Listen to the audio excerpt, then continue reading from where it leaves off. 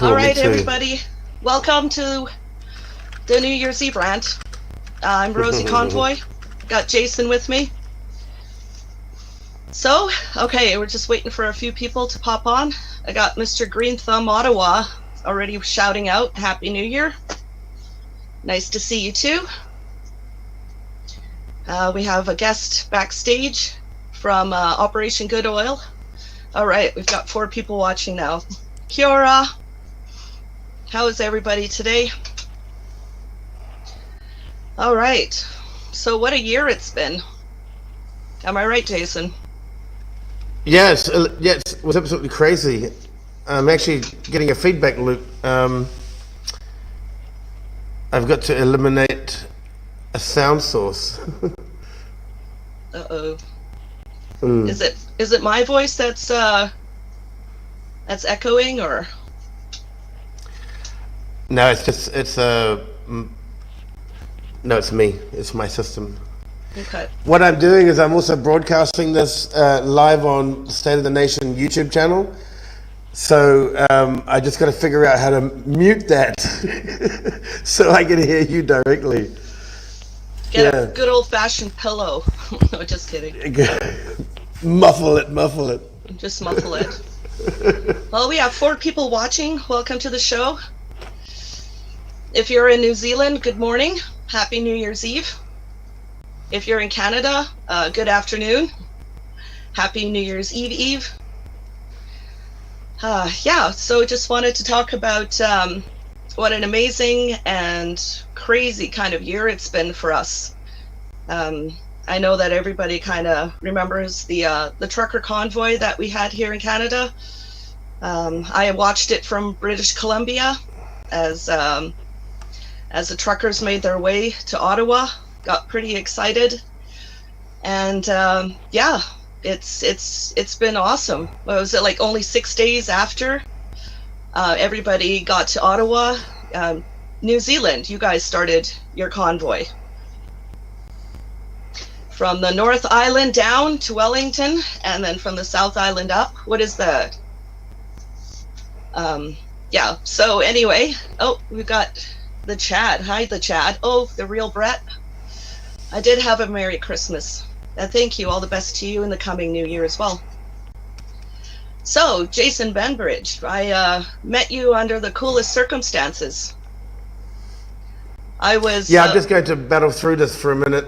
For sure, and, I'll fill all the extra. I'll tell the story of how we met, because it's quite the story. Yeah, but I'll manage with the reverb for a minute until we get a guest in, then I'll go off stage and figure out how I can cancel one of them out, because they're both coming through the same source, coming from my headphones, so I'm going to isolate it. Something I didn't expect. But this time I'm actually a guest, yes, as opposed to the actual host, so this is one of the things that I've not experienced before, so now we know. Yeah, and I'm also streaming out to State of the Nation as well, so yeah. The way it started for me was I got a message from someone in my relative class about an idea about doing this, and I thought, yeah, it would probably be a really good idea to actually follow on from these guys. I'm just going to take my headphones off for a minute and talk. Yeah, you mean convoy, so right? Hearing the reverb, so I've got. Because I believe it was 6 days All right, after. very cool. Now I don't hear myself. I believe it was 6 days after you guys. We you helped plan the Facebook convoy. group up, had some people got involved, and physically it took traction as well, and tons of people got involved in it.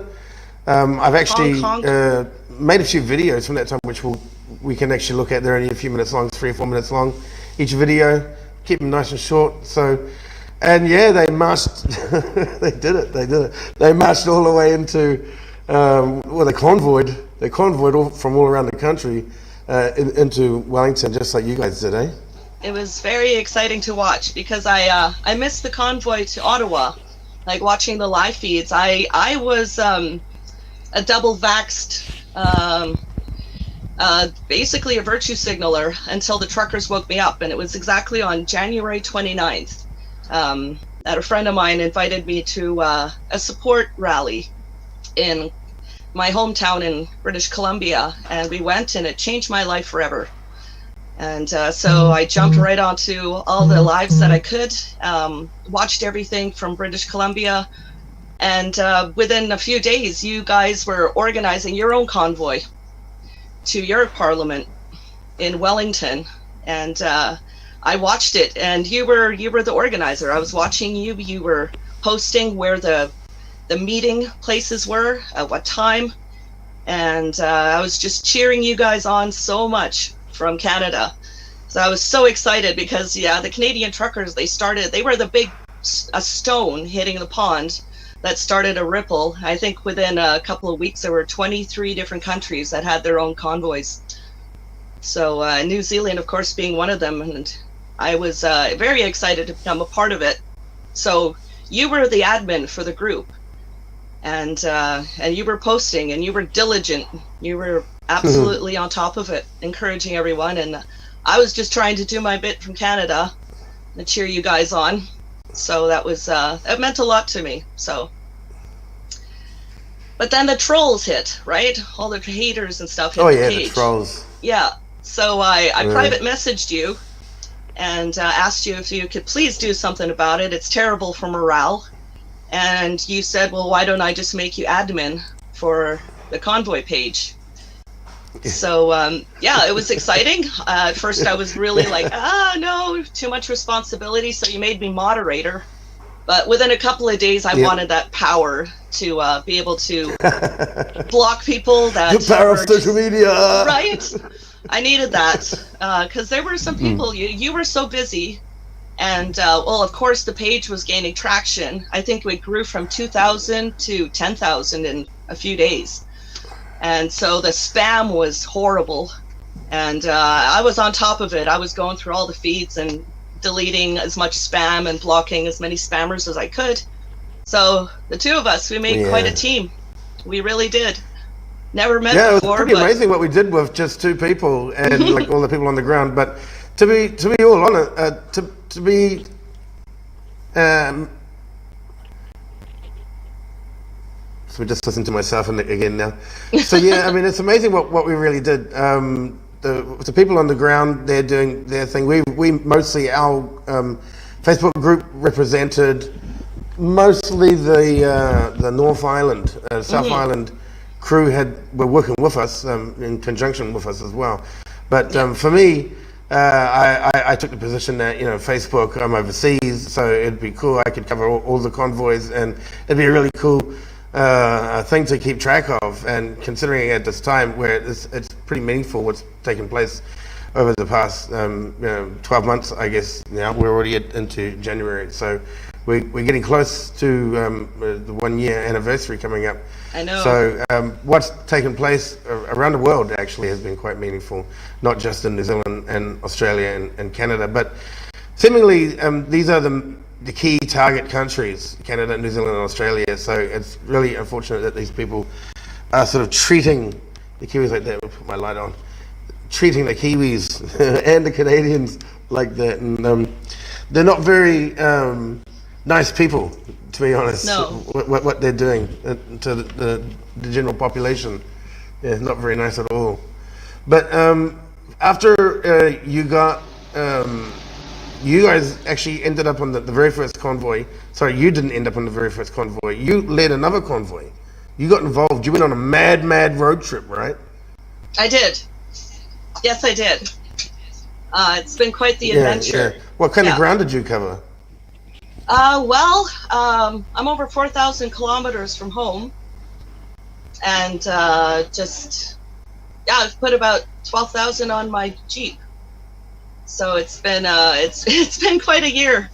She's been an amazing vehicle, and I was actually happy to have the New Zealand flag on there. One thing I noticed about your convoy in New Zealand was every now and then I'd see a Canadian flag.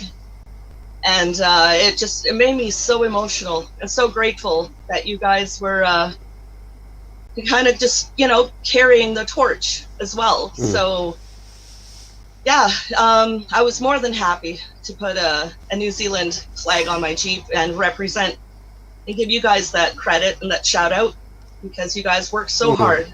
I watched all the lives from the Freedom Village in Wellington, and I was there right from the beginning, from the cyclone and all the rain, and the fact that was it Trevor Mallard brought out and started getting the sprinklers. He threw the sprinklers on, and they played, what was it, Baby Shark and Let It Go and the Macarena.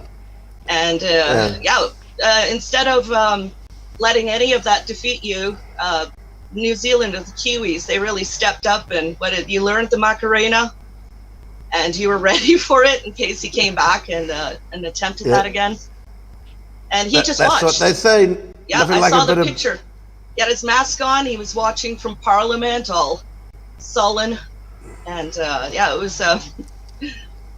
was something else. You guys built that little duck pond, right? Mallard Lake, I believe you guys called it.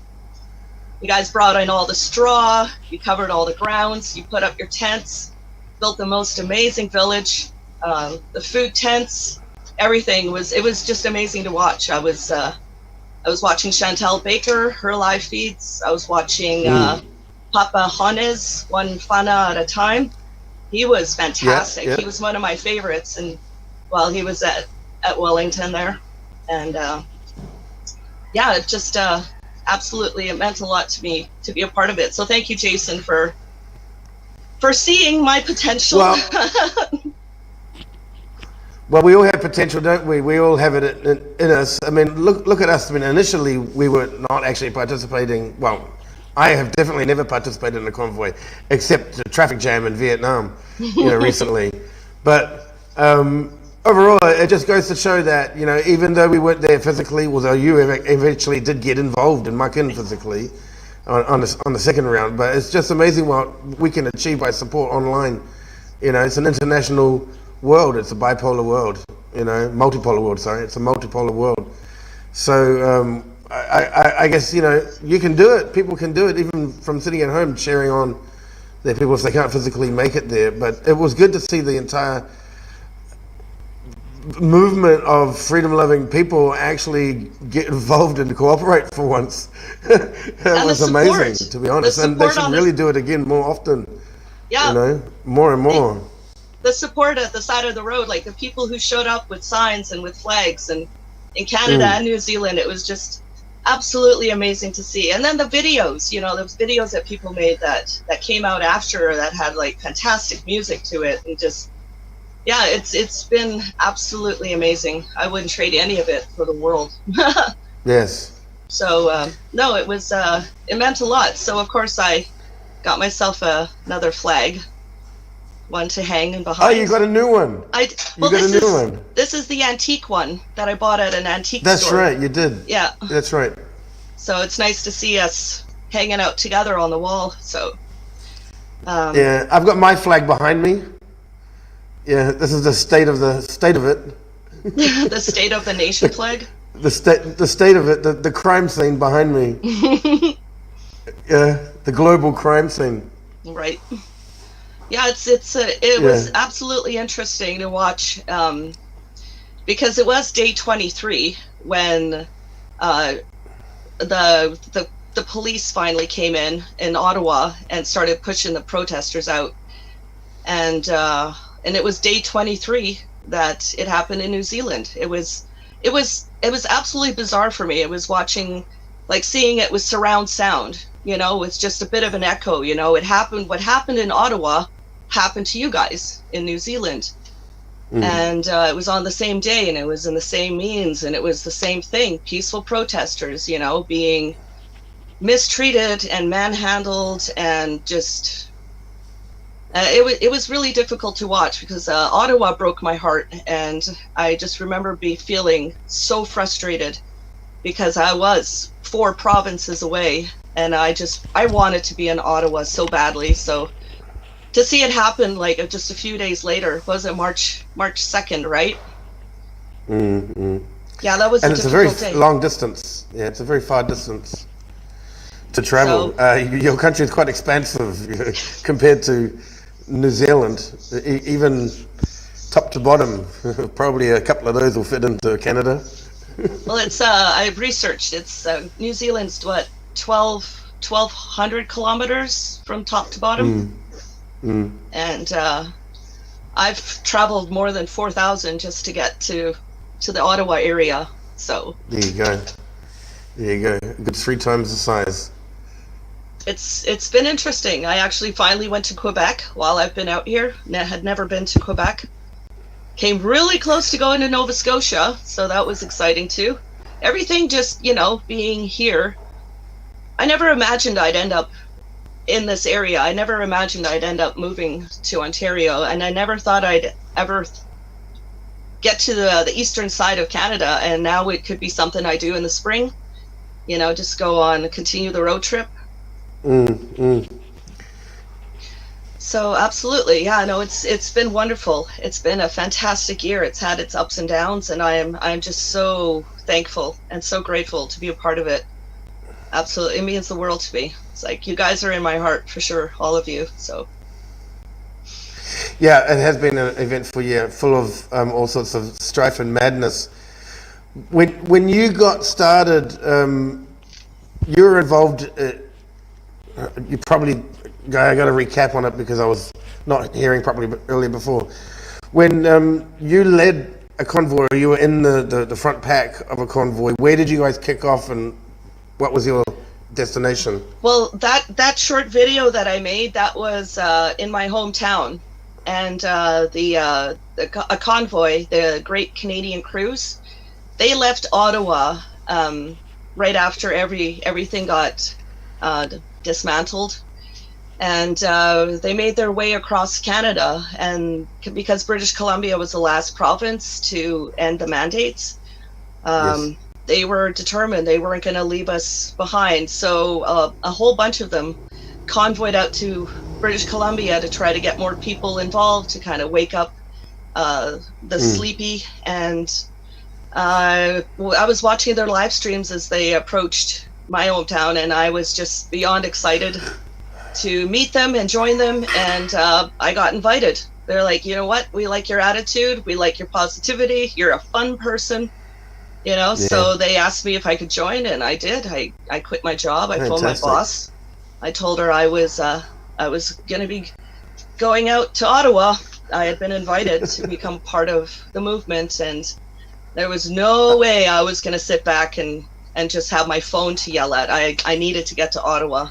So I joined the convoy. I actually got to convoy out good here. on you. Yep, all my gas was Good paid on you. for, and yeah, it meant it was amazing. It was amazing. The weather was still iffy, but my Jeep, man, she just plowed through that snow, and she I think it was her big adventure too. So yeah, so now she's called Zealander because of the New Zealand Zealander. flag. Yep, Zealander. With the what is it? The ice blue, or what's it called? Cold steel, cold blue, cold.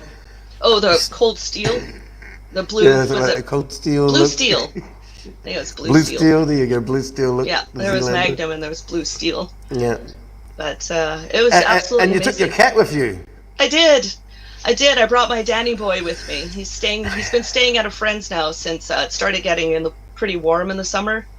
So I thank my friend Betty, because she's been amazing. She's kept an eye on him, and she sends me pictures, and he's fattened up quite a bit because he gets treats now, and he lived in a she shed all summer, and apparently he likes to catch mice but not kill them. So yeah, it's been amazing. It's absolutely been amazing. When I look back a year ago, I would never have imagined that I would have this kind of guts and this kind of drive, literal drive and figurative drive, to make a difference, to do what I can.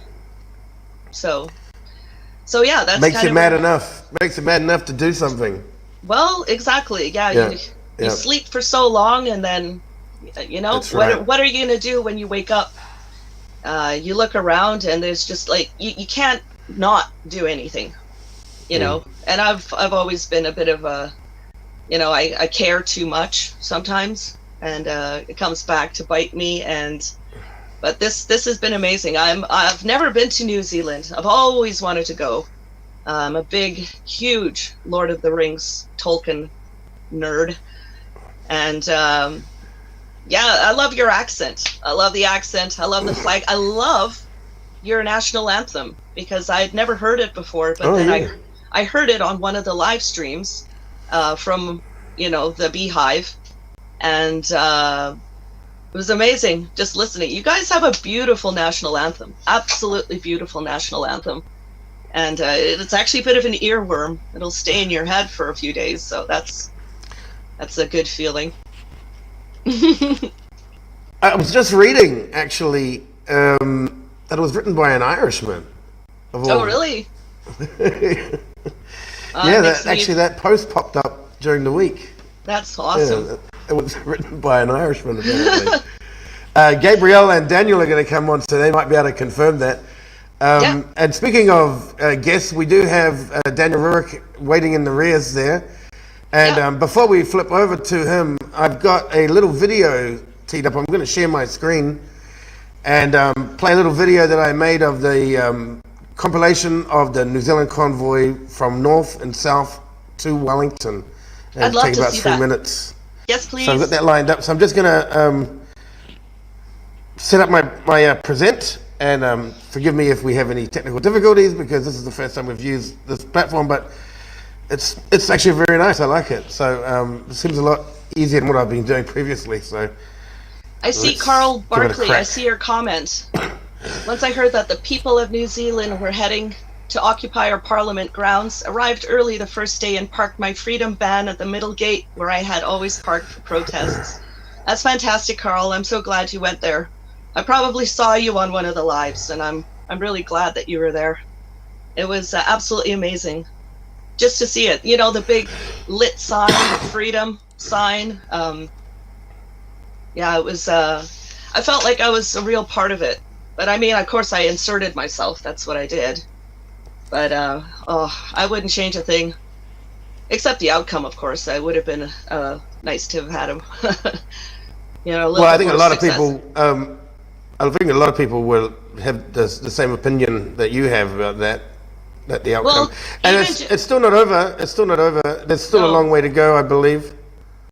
it would have been You nice know. if our prime ministers had actually come out and addressed us. But it was the same thing. It was just uncanny how they were using the same playbook. It's easier for them Oh, to stay continually. behind the walls and just slander and lie, and you know that's all they did. And then of course once everything was cleared out, then they came out, and Jacinda came out with her brown dress and what she called you guys a river of filth. Is just It was disgusting. It was all the more of the same. It's just put your blinders on and just ignore the people, and you think everything's going to be okay. No, and it's it's not that easy. It's not that easy when enough people are. It's just time. It's just time to make the world a better place, and so we're doing what we can, aren't we, Jason?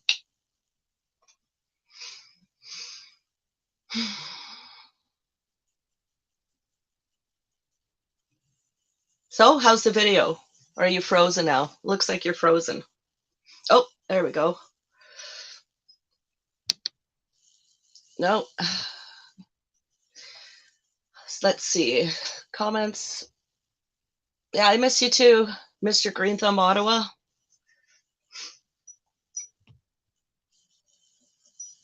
Tommy Temper, thank you. Thank you. Noel's gig 111 subbed. I appreciate that very much. Steven Siegel. Yeah, I made the newspaper. Will you address whose forever girl you are now? I am my own forever girl, but I have a partner who's amazing. Wanda, nice to see you. All right. So maybe, let's see if I can. Jason, wherefore art thou, Jason? Should I bring Daniel in? Or, So I hope everybody had a really good year. It's been tumultuous, to say the least, but looking back, there's nothing I would change. I'd make a few different choices here and there, but hindsight's always 2020. Yeah, I guess I don't know where Jason went, so you know what? Hi, Daniel. Hi, Rosie. I just went ahead and bypassed Jason. I thought I'd bring you on here. It's very, very Yeah, nice to meet you. yeah, and to meet you and to hear a bit of your backstory. Yeah, well, it's been very adventurous. It's been a great, absolutely fantastic year, and I'm so honored to be a part of it and to be a part of everything that you guys stand for. I understand you're with Operation Good Oil. Yes, I'm with Operation Good Oil. Yeah, yeah, it's yeah, yeah. It's been one of those really tragic and really at the same time really amazing year. You know, tragic in the sense of sort of where we've come to as countries, as nations. And the turmoil that's been created around us by those that want to control. Yeah, and yet the amazing part is seeing so many people come together in the convoys, both in Canada and here in New Zealand and all over the world. And people standing up and uh, showing love and sharing what they have, and supporting and encouraging each other along the way. It's been yeah, that's been really amazing. So Are you in the really, North Island or the South Island? I'm in the North Island currently. I'm at my in-laws' place in Papamoa, but I actually live in Lower Hutt, which is basically right next to Wellington. So Oh, so I was there on the first day when the convoy arrived. I helped set up the help Levi and Co. Set up the food tent, and just turned up pretty much every day at Parliament. It was yeah a, a quite a striking moment. I just couldn't stay away. I had to be there. Had to do what I could to help. I know the Um, feeling. and it's you know, it was just amazing sort of meeting all the people there and um, and building new friendships because there are a lot of people that sort of don't really want to have anything to do with me anymore because I didn't want the jab. I didn't want to. Certainly didn't want to have my family jab. So and well, my kids never had any vaccines ever. Due to a little bit of research and not being comfortable with what I found. So for us, it was in some respects a no-brainer to just say, well, this isn't for us. With regards to the vaccines that were being offered. But also, I was pretty well aware that this was all a power play rather than about health and safety. And, Yeah, it and was it was a control experiment, wasn't it? absolutely, absolutely. And it was, if you'd been watching people like Alex Jones, you could see it coming. Sort of in that respect, he's pretty on the money in terms of his predictions. And sadly, I don't think this is over yet. I think we've got another round or two to go. Hmm. But we are winning. And that's the exciting part. We are winning. We have more people waking up. More people have just said, nah, it's not going to. We're not going to buy it anymore. We're not going to be controlled. And there's been a real resurgence in the idea that we need much less government and we need to actually just be living and doing our best our way, and taking responsibility. Hmm. Yeah, the world is is definitely a better place when everybody kind of just puts, does what they can with Yeah, all the good intentions and everything. But yeah, no, I didn't wake up until January 29th. I'm double jabbed. I'm double vaccinated. I still get text messages reminding me to come and get my booster. Um, no, thank you. yeah, Especially now that SADS is a thing. I actually think I dodged a bit of a bullet.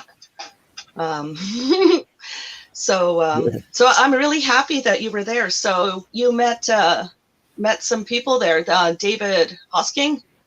Are you yeah, familiar with? yeah. I know David Hosking. He's another one of our locals from. Yeah, he lives in. Yeah, I think in Nainai, a few suburbs over from my home. Yeah, Carl Barkley, you mentioned earlier. He was somebody I actually knew from being involved in a small political party, New Conservative, back in the 2020 election. Um, so yeah, and yeah, but Yeah, yeah, there are just so many people.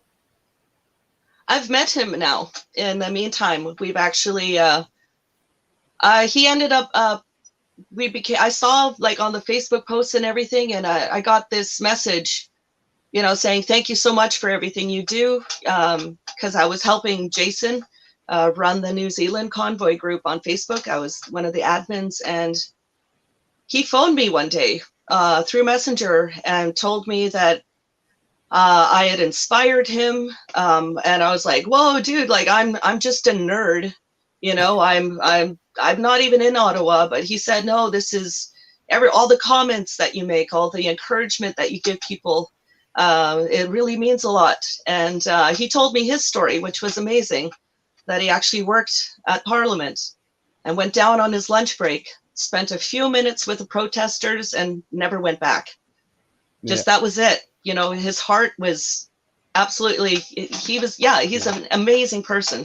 I'm super honored to have met a whole bunch. I've got friends now in New Zealand. Should I ever come to visit, I have places to stay, which is an amazing feeling. It really is. The friendships, yeah. right? The friendships we've made. Oh, absolutely. People I would have never met. You know, um, sort of suddenly, wonderful friends, and I'm pretty sure that I can't walk into a town anywhere in New Zealand and not run into somebody that I know from Parliament. It's just like that. The thousands of people that came through there, the thousands of people that I talked to, and yeah, it was, in that sense, it was just such a wonderful outpouring of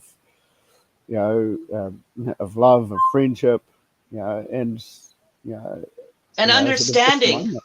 Yeah, Yeah, yeah, everybody just, when you put your differences aside, it's just amazing what you can accomplish. You know, you all had yeah, one common goal, and it was just to stand up for the freedom of choice. But how could yeah. that be so hard? You know. So yeah, it was absolutely amazing. Okay, I see like Jason is in the background here. There he is. Okay, I'll bring him on now too. All right, Daniel, I'm adding Jason right now also, so we'll all hang out. There you are. Awesome. All Okay. right. We got a regular party Hello. going. Happy New Year's Eve party here. I had to. I lost the connection. I don't know what happened. My Ethernet. It was actually not a Wi-Fi. It was a hard connection. Hang on. I guess my mic's not on. No, you're on. I can Yeah, hear you're you. on. We can hear. Oh, okay, Yep. okay. Yeah. So I just had to reset the whole computer. Luckily, Brave browser remembers everything, so pops straight back up in the right spot. So I just start streaming again. So carry on, Daniel. Carry on. Those. I just solve a few technical issues here. Yeah. So, so you live in Lower Hutt. Yep. Yeah. Taita is the suburb. It's a wonderful little place. Well, actually, it's not that little, I guess. Um, but it's sort of I've got four children, and my wife, and a cat, and now two rats. Oh, Well, that's good. Yeah, That's good. yeah. One of my daughters has just recently acquired a couple of rats. Yeah, not that I'm particularly fond, but well, yeah, it's sort of yeah. But yeah, so we've been living in Lower Hutt now for uh, coming up 15 years this year. Oh wow. Yeah, in our current house, we actually bought it as a burnt out wreck and rebuilt it. Yeah, it was, sort of it had a fire and it was all charred and the roof structure needed replacing. So, Oops. oops. So we just yeah, sort of got stuck in and saw the opportunity and built our family home. And Wonderful. then the kids came along. Our oldest daughter is 15. Our youngest boy is 3. Yeah, and there's 2 in between as well. So spread them out a little bit, but it's been fun. But yeah, So, yeah, so tell us about Operation Good Oil. so That's Operation Goodall was came out of a response out of called the Digging to Marsden, which was a protest against the shutting down of New Zealand's only oil refinery, which produced when it was shut down, it was producing about 70% of our transport fuel requirements. It was producing about 80% of our um, uh, uh, bitumen requirements for road products for making the roads. And it was producing, I think, close to 100% of our aviation fuel, or at least our A1 jet fuel. And top quality jet fuel it was as well. Very low sulfur content. It was actually regarded some of the best in the world. And so. Why was it shut down? Because that makes no well, sense to me. sort of the claim was that it was not profitable. That they couldn't. That the company wasn't making money. And that really doesn't fly in the face of the evidence. Um, Right. and actually, what turns out to have happened is that Ampol, who used to own one chain called Gull, chain of fuel stations, decided that they wanted to buy another chain of fuel stations called Z Energy, which was supposedly the New Zealand owned network of petrol stations. They so they sold Gull. They bought Z Energy as part of the deal. They required uh, that the refinery was shut down because their model was to import fuel. And so as a consequence of that sort of being a fairly substantial Z Energy having been a fairly substantial user of refinery fuel, and one of the big shareholders, sort of had significant sway in the decision. But also, our government just let it go, decided that it was, they could be seen to be doing something for climate change, um, uh, by shutting it down because that would reduce our carbon footprint, supposedly. And But doesn't it mean you have to import the fuel now? yeah, So so how it how doesn't change anything. It doesn't change anything on the global scale. It just means that we're not producing that locally, so it doesn't count for our carbon outputs. it's kind of Um, counterproductive, really. yeah, it doesn't matter that sort of they're adding 30 or 40% more carbon into the thing through buying fuel from refineries that may not be as may not have been efficient and as clean as our own refinery was. But also it has to be shipped from sort of halfway around the world. Right. Which is just insane. It Yeah. takes an average of 18 days for a fuel tanker to get from China or Singapore or Korea to New Zealand. We have a little So, bit in Australia, but that's only a tiny fraction. Most of it comes from kind of Singapore, North Korea, not North Korea, South Korea, and China. And so when did it shut down? Because I remember you guys were trying to keep it going, and then yeah, so when did that happen? Just a few months ago? 1st of April was Oh, it was the joke, that was pulled on New Zealand, and so what are the fuel prices now? Besides at the astronomical. at the stage when it was shut down, it was around I don't know, $2.20 a litre. We're actually currently sitting around the same pricing, but we had a peak of over $3 a litre for unleaded 91. So we 50% increase on what the price was originally, or pretty close to. Um, for a while there in the latter part of the year.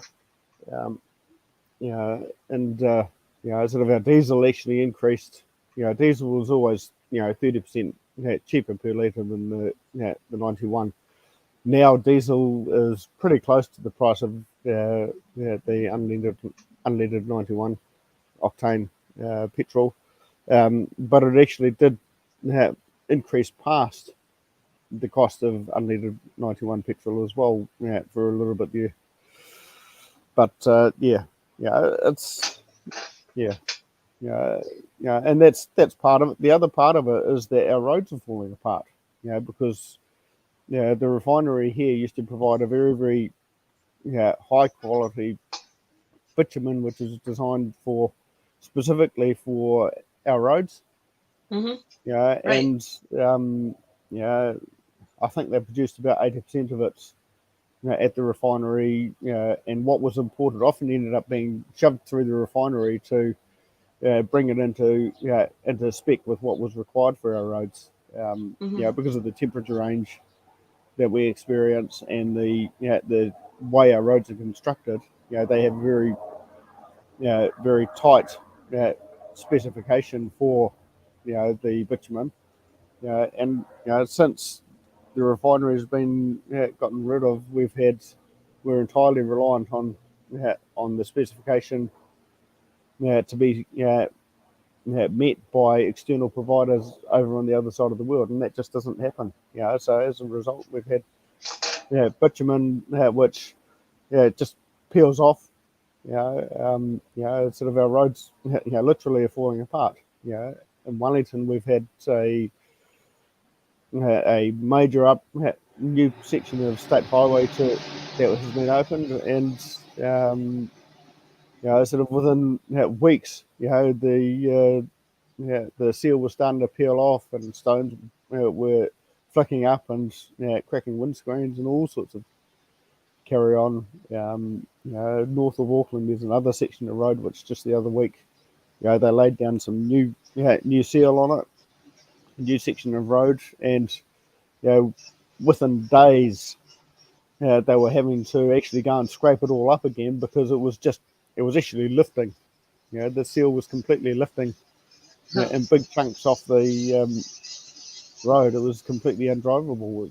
And it's like, well, this is just insane. Why are we doing this to ourselves? Why did we shut down a perfectly good refinery, which was, in the top 10 in the world, in terms of its overall efficiency and reliability, and probably in the top 2 or 3 in terms of the quality of the fuels that it put out.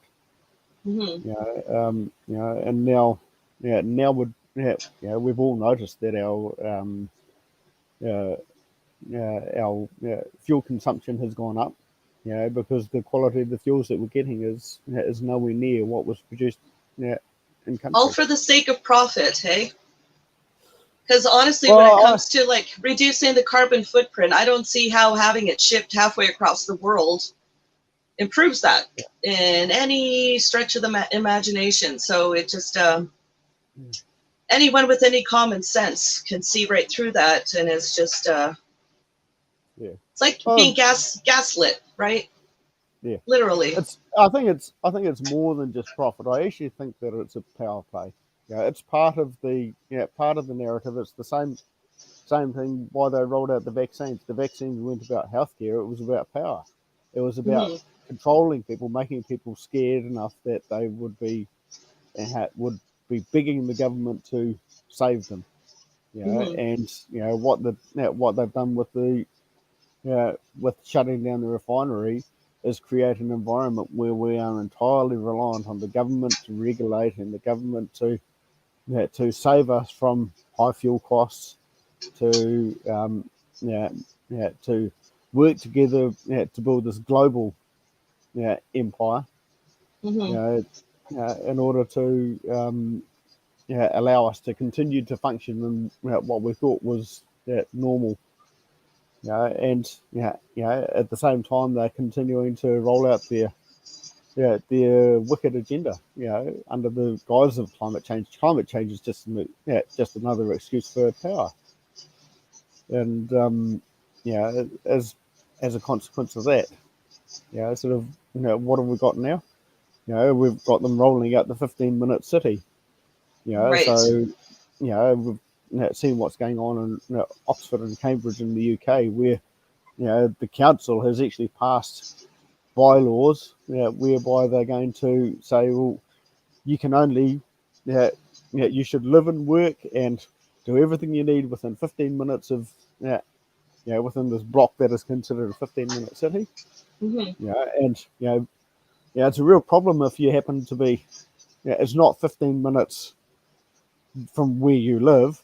It's a block that is considered, by the council to be a 15-minute city. And just happen, if you happen to be right on the border of that, and just across the border of your 15-minute city is your favourite supermarket or favourite mall or whatever. It's like, no, no, no, no. In order to go there, you can't go just across the border. You've got to go right around through their designated arterial route, in order to get to that mall. If you haven't used up all your credits to be able to yeah, yeah, go across the border at all and access that. And yeah, we've had it. We've had that sort of being discussed already in our own local councils. It is part of the agenda that is being rolled out. It's the same playbook that has been rolled out here in New Zealand as has been rolled out in the UK, as will be rolled out in Canada and Australia, and yeah, Yes. yeah, It's all kind of meant, I don't know, made to make us more dependent on who they want us to depend on. If you can't refine your own oil there, then yeah. they'll New just go Zealand, ahead and yeah, New sorry. Zealand So actually sits. New Zealand actually sits on one of the largest, largely untapped oil reserves in the world. It's not like we have to import oil from over in Arabia in Saudi Arabia, which is where we would get most of our heavy crude from. We've got a beautiful light crude, which is great for our transport fuels. mhm. Sitting right in our right under our feet. Yeah, literally, it's just insane. And it's massive. It's absolutely massive resource. And if it's used wisely, then we would never run out. Mhm. But no, that stuff gets some of it gets pumped out and sent off to Australia. Mhm. We produce massive amounts of LPG, which is converted into methanol and then shipped off to the US. All export. It's not like yeah, not like it's being used here either. It's another profit thing, and I think this is part of the thing. The whole idea of the global market is that it always seems more profitable to not sell locally, but to sell far overseas. And Mhm. uh, New Zealand's a great importer of uh, um, a great producer of lamb and beef and agricultural products, dairy, and we're now at the stage where it's cheaper to buy Australian meat here in New Zealand than it is to buy the New Zealand meats that's produced here. We're having our pork. Most of the pork that I see in the supermarket is actually from Poland. And we've got fantastic pork farms here. It's not that we have a shortage in what we produce; it's that everything is being manipulated in a way that means that we are always reliant on government, reliant on imports. That's exactly it. I'm just going to address here a comment. There's a Steven Siegel official wants to know about my love life. So I'm just going to say it's a Nanya business. So not really the topics that we're discussing here right now, but I am very flattered. No, I'm not available, and but thank you for asking. So anyway, moving on. Yeah, it's so nice to be so popular. But yeah, no, I'm happy, and that's all you need to know. Yeah. And yeah, don't worry, I'll be dropping the links in the comments after I've posted the video. I'll go back and I'll put in the links for the channels here. Of course, everybody should know more about Daniel and Operation Good Oil, because I've been following everything too, but I didn't realize it happened in April that the refinery got shut down. I saw that it was going to be happening. You guys were petitioning to keep it open, but I guess the year has flown by a little bit quickly. So time flies. And it's not that it's just been shut down. They have been progressively dismantling and destroying the refinery as well. So it's now in a state where if it were to be recovered, it would take probably in the order of 2 to 3 years for it to be fully functioning and producing fuel at the quality that it was before it was shut down in April this year. It's really sad. They're throwing. They have, from what I heard, put concrete into the hydrocrackers. They've cut all the cables. They smashed up the control room. Oh wow. So this is absolute vandalism. This is destroying critical infrastructure for New Zealand.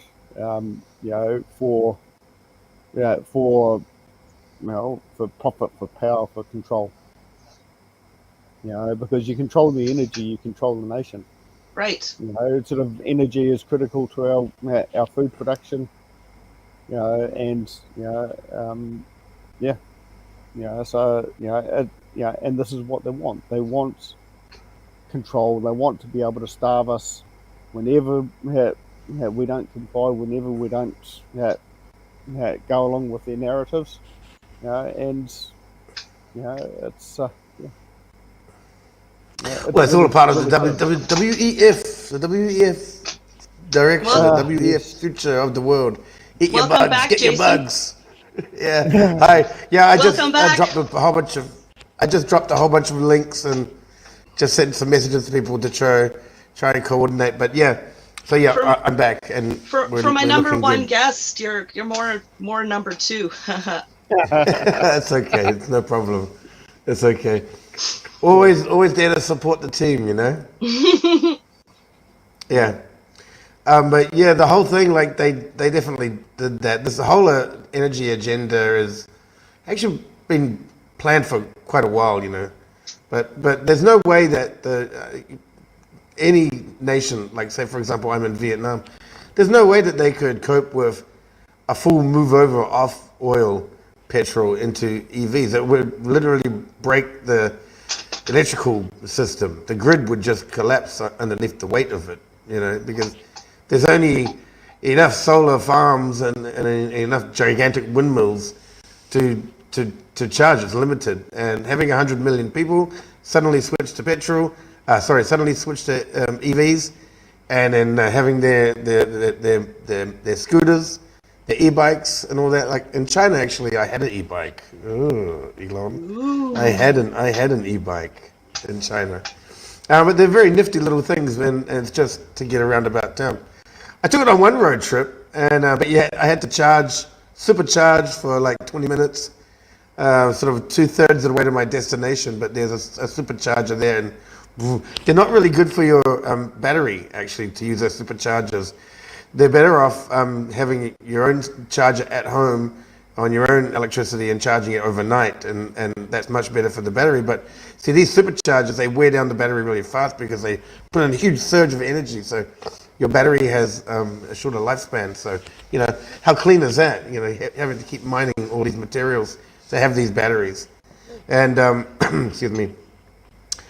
So I have taken it on a bit of a journey, but 100 million people switching to that on an existing electric grid with almost very limited solar power and the windmill farms and all that, it would be chaos. It would be absolutely chaos. The whole thing would collapse overnight.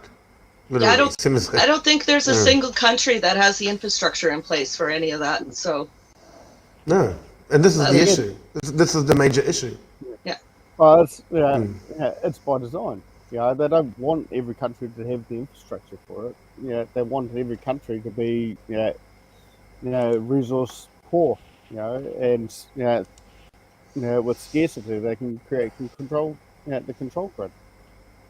So New Zealand's sort of, I think, maximum capacity in terms of electric vehicles is going to be about 60,000. We're currently over 30. So we're more than halfway from what the current infrastructure is able to cope with. And as it is, in order to maintain what we've got, we're already running our coal-powered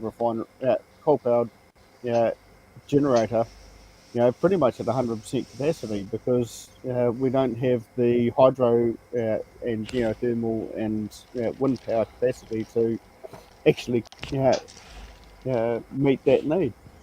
So we're the EV essentially is coal powered. It's not wind powered. It's not at all renewable.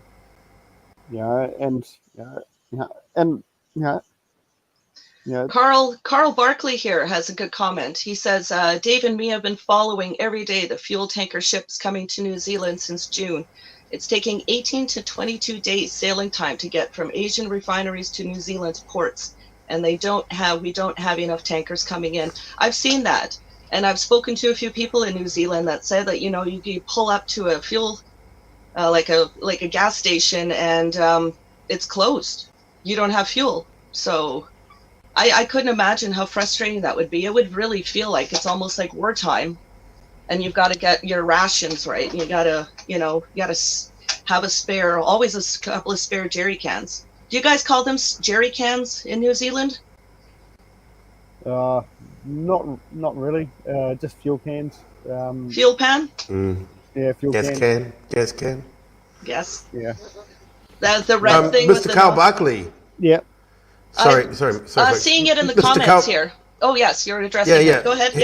Yeah. He's obviously watching. So, Mr. Carl Barkley, if you check your Telegram, a few minutes ago I sent you a message with the link to come on if you're game enough.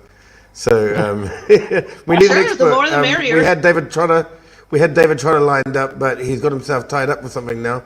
Okay. And we want to get onto that tanker thing because that's probably the most serious issue of the day in New Zealand at the moment, going through a very busy period, the summer period, where there's excessive fuel consumption, and the dilapidated supply was the title of the last broadcast. That was the title, dilapidated supply. So there's an issue. So Carl, if you game, if you don't really understand, that you might be shy, but I'm pretty sure you're not a shy guy. So this is one of the big issues of the day, the fuel crisis. Daniel, sorry, someone just checking my messages. Yeah, David actually lives down the road from me, so catch up with him every now and then. Yeah, they've been doing a good job following the tracking the fuel tankers coming through, and it's kind of interesting. Every time they see kind of a bit of a gap in the reduction of in the fuel tankers and sort of a whole lot of what appears to be a bunch of tankers not turning up. Sort of as soon as they start talking about it, then suddenly there's a whole glut of them come through, sort of just in time to save us from actually running out. So far, we've avoided any major shortages. Well, apart from the jet fuel fiasco for Auckland airports, which was which was sorry, my son just disturbing me. Um, so the Auckland airport fiasco, where fuel fiasco, where actually Marsden Port, where the refinery was, they now have converted that to a transfer terminal because it's a deep water port, and they have a refinery to airport pipeline that they're still using to supply the bulk of fuel into the Auckland Northern region. Hey, Daniel, can you hold the mic just a little bit closer? How's that? Yeah, just letting you know, Is that better? That's perfect. That's wonderful. Yeah, that's great. So with the issue that actually happened was a couple of weeks back when they offloaded a tanker of A1 jet fuel for Auckland Airport to be sent down the pipeline. They unloaded it into a diesel tank, diesel storage, and mixing it with diesel, of course, and rendering it sort of completely out of spec and unable to be used as jet fuel. And the upshot was that created a A1 jet fuel shortage for Auckland Airport, which is our major international air hub. And creating a bit of an incident. I believe there were a number of flights that actually were diverted to Christchurch Airport, which is way down the other end of the country, because these long haul airliners couldn't actually afford to land in Auckland and not be able to fuel up because the shortage was that severe. So New Zealand, you guys are that's still monkey business. you guys are still pumping oil. So where does the oil go now? Does it just get shipped overseas now to be refined and then shipped back? Yeah, most of it goes. It gets shipped to Australia. Okay. Australia has two small refineries. Okay. I don't know what percentage that makes up. Probably less than 10%. They used to have 10 refineries up until a couple of years ago, when they went through the same process where most of the refineries were shut down. And they started to rely significantly on imported oil. So, again, this is not what's happened in New Zealand is not at all unique. This has been happening around the world. There is a worldwide refining shortage, particularly for diesel fuel, which is the bulk of the fuel that's used for transport and agriculture. So it's like, well, okay, why are they doing this? Why are they shutting down those refineries? Why are they creating a scarcity when there is no need for scarcity? Oil is abiotic. The earth continues to produce it all the time. We will never run out at our current usage rate. There may be shortages if we sort of suck too much oil out of one particular location. Yep, that can that's create right. problems. But if we spread our demands, across all the oil fields that we currently know about, and manage that reasonably carefully, then we have no problem whatsoever with ever running into fuel shortages, oil shortages. So it's like, well, what is the agenda here? And I think that again it comes back down to this concept of it being a control mechanism. You control the resources, control who has access to the resources, use fear to drive people away from using them, as another part of the control mechanism, and make it sound scary and evil to use it, because oil is so bad, it's and so so short in supply and so damaging to our planet, that it makes up. It is the second most abundant liquid on Earth after water. That's right. That's right. Actually, can I just butt in here for a minute on this Of topic course. because it's one of my favorite topics. So you remember? Well, I don't know. I'm 50 years old, so and I think Daniel is, but you're definitely not the same age as me. I think you're much younger and a little more lovely. But 911, they were trying to pull this whole oil crisis thing just after 911, right?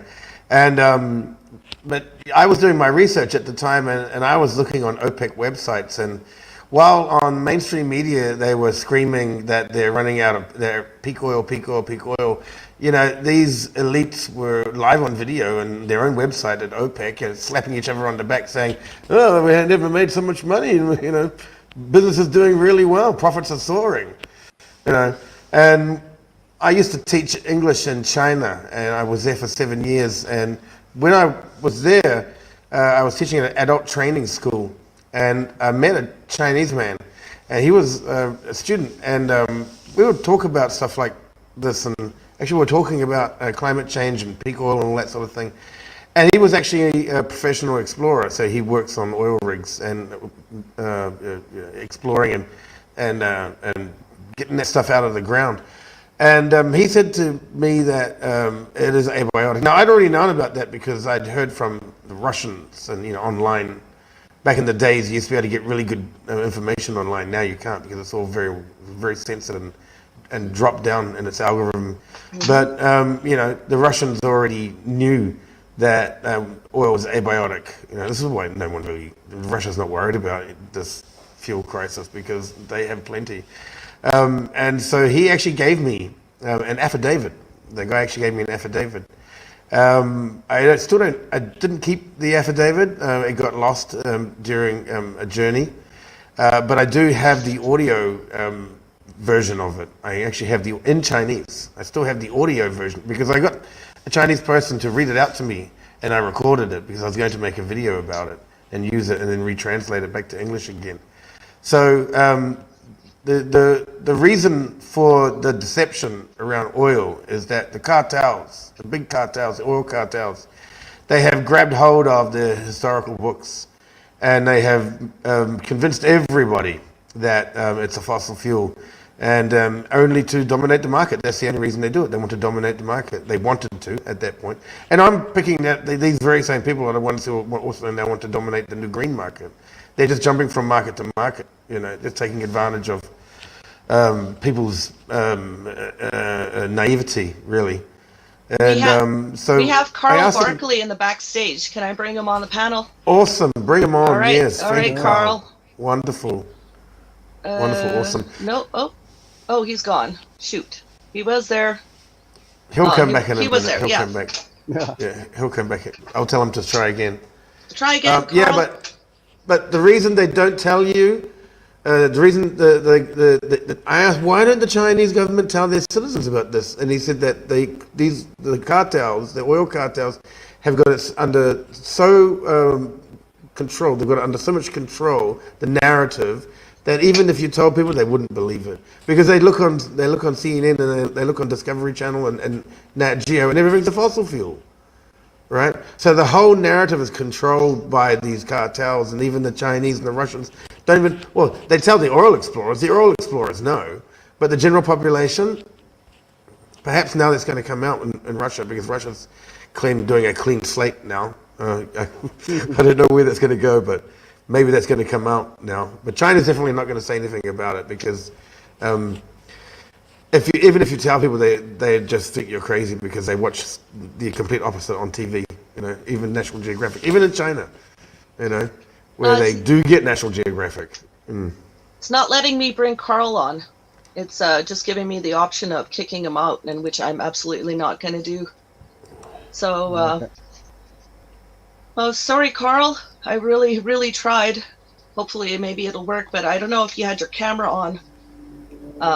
Maybe because it's off, it wasn't giving me the option. But I did try to bring you on the panel just now, I promise. Is So is is his camera on? it showed Yeah, he's using a us. phone. Oh, I'm using my phone. That's all I'm Turn your using. camera on there, Carl. Tap on the little camera. Yeah. Because that might be why. Because it's the only reason I can think of. Because yeah, Yeah. Let me jump out for a minute and see if we can take an extra space. He can take my space, and I'll check the live stream anyway. I want to do some technical things to check the live stream, see how things sure. are going. So I have. I'll jump out of the studio, and then you can Okay. see if you can bring him in, and I'll All right. I'll track you through the live stream. I Uh-huh. have some more questions for Daniel. Yeah, shoot. Yeah. So Daniel, so you said you were at the Wellington protests like pretty much every day. Yep, I was there pretty much every day. Just helping out, doing what I could. Um, You worked in yeah, the driving. food tent, you said? I helped set it up. Didn't really work there much. One of my daughters did. My oldest daughter was there the day after the first time the police tried to push people off the grounds. And I took her in, and some wonderful man had brought a whole lot of free range eggs from the Hawke's Bay, some 350 odd kilometres away, and just boxes of them, thousands of eggs, and so my daughter was cracking eggs onto the grill, making bacon and egg butties uh, um, for breakfast for all those that were there, and yeah, so I saw, I was there involved in that. Yeah, That's when the fantastic. police were trying to push people off the grounds, I was there in the front line. That Yeah, was the for first a bit time, as well. right? When The they first made time the round. yeah, when they made Yep. the police line and they were just grabbing people randomly out of Yeah. the crowd. Yeah, that Yeah. was really really really hard to watch. I was switching between a few of the live streams and oh my goodness, it was Yeah. absolute insanity, just the brutality Yeah. and of course the pictures. There's the young man Alexander. You know that picture Yeah. of him being pinned on the ground by the police using his full weight on his head. You Yeah. know, I'm so glad he was back the next day. So I don't know if Yeah. Alexander, if you're going to watch this at any point, I just want to salute you. You're a very brave, very strong, inspiring young man. So Yeah. thank you for coming back the next day because I saw the interview too. So that's what I did. I sat in my home in British Columbia and basically just yelled at my phone in frustration that I couldn't be a part of it, physically be in Ottawa. Um, Yeah. so It I'm was. really glad you got to actually go to the Freedom Village and you were a part of it, like right up until the end. That is just, you know, you've got that in your heart forever now. So Yeah. come what may, you know, it's when you get to the day where you face your ancestors, you know, they'll have a nice haka for you, I suppose. Yeah. Maybe. Because Maybe. I love that that the haka was performed there too. I was watching that actually. I had just educated my mom on what the haka was, and after the first time the police came in and brutalized you guys, I was like, "Oh, this isn't going to sit well. They're going to do the haka, mom."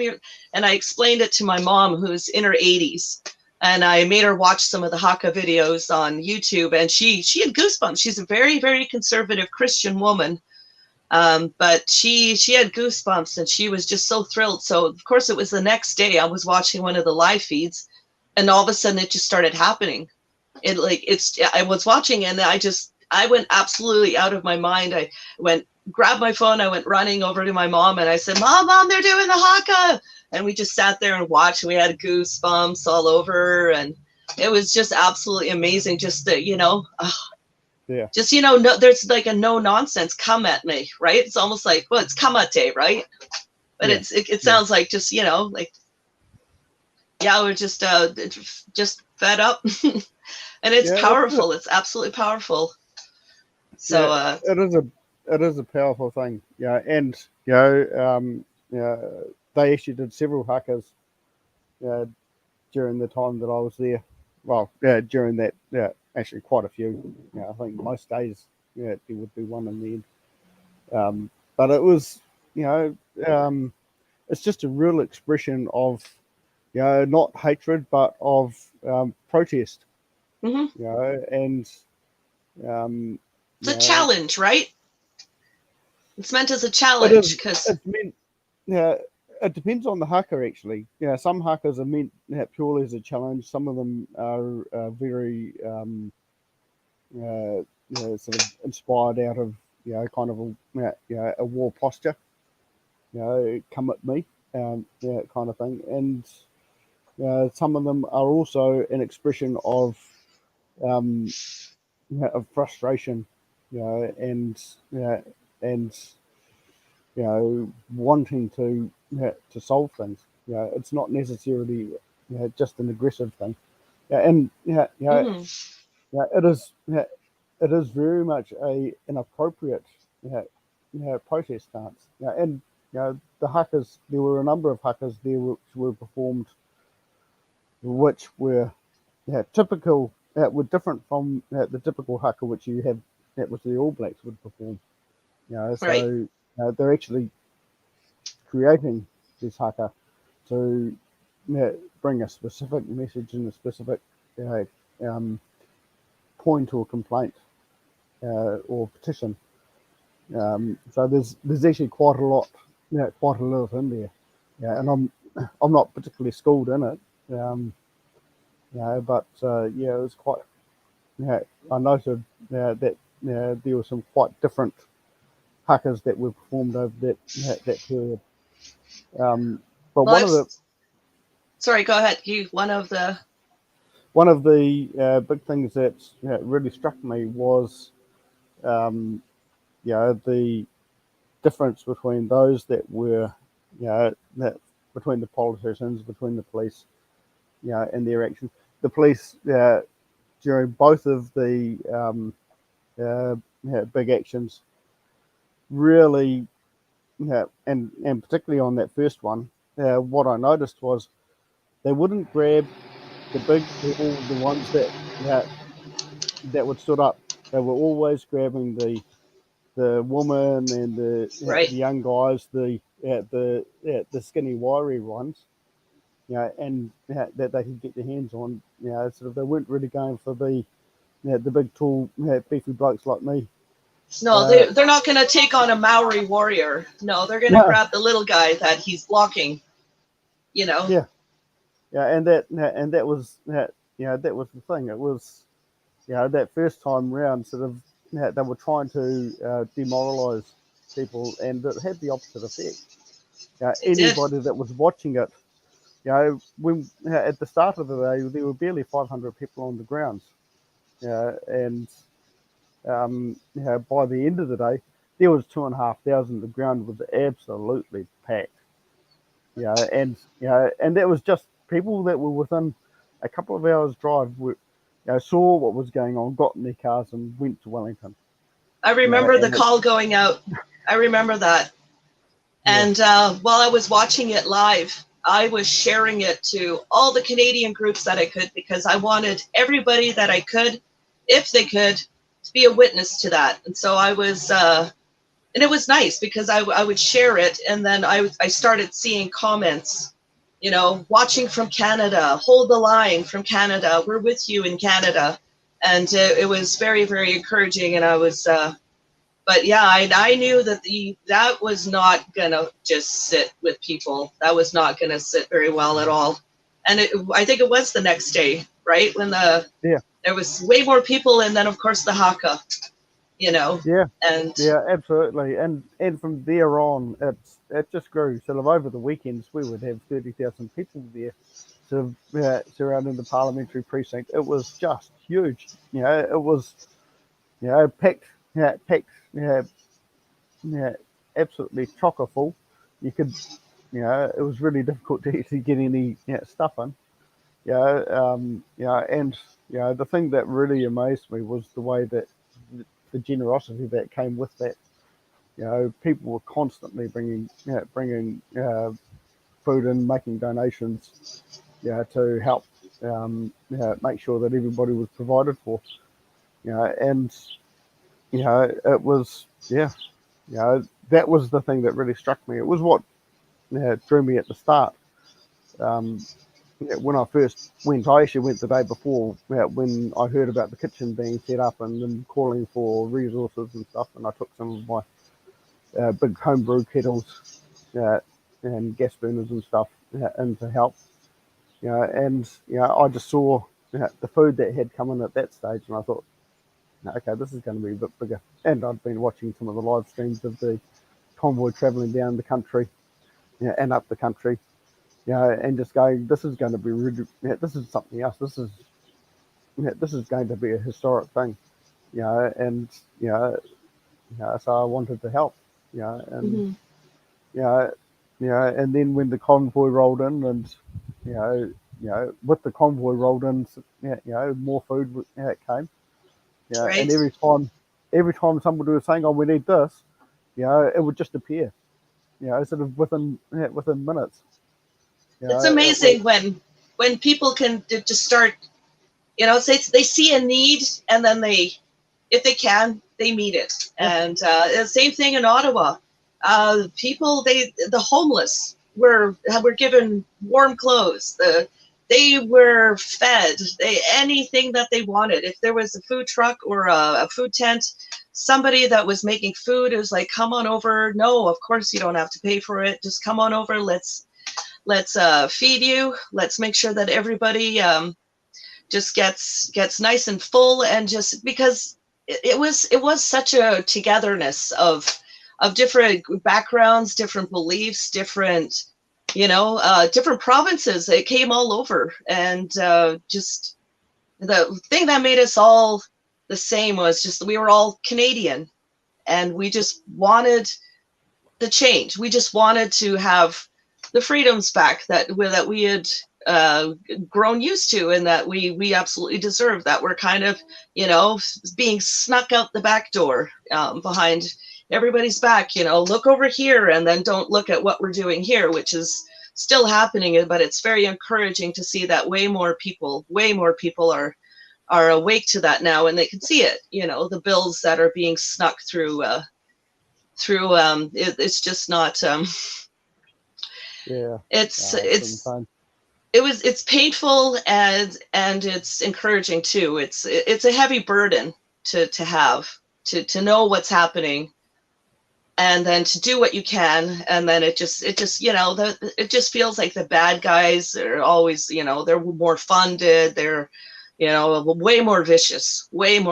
Like there's no low that the haters will stoop to, and it's just the way it is. So then you have to be better than them, because that's, you can't stoop to their level, so you don't. And but it really is. It's amazing how peaceful everybody was, and just loving, and the music. Like, you guys had that beautiful mural on the wall that everybody kind of just went in and got the chalk art out. I love that mural. I loved it. I loved seeing the pictures. We had like a small version. Somebody did one on one of our concrete blocks. They had the freedom across it, and I took a picture of that because it reminded me. And then, of course, the fact that our parliament is on Wellington Street, which I thought was fantastic. Here we got Wellington Yeah, and Wellington. So, like, for me, there was so much that, like, brought us together, even though, like, we're so far apart. But in the end, it's like our hearts were all beating as one, and it was absolutely amazing feeling. Absolutely amazing to see all the support. And now I yeah, hear that there's when you guys still have your protests, there's a few people that I know that actually go there. Jeff, for example, and David and his mom, they bring their Canada flags along, which is absolutely just oh my, it fills my heart right up.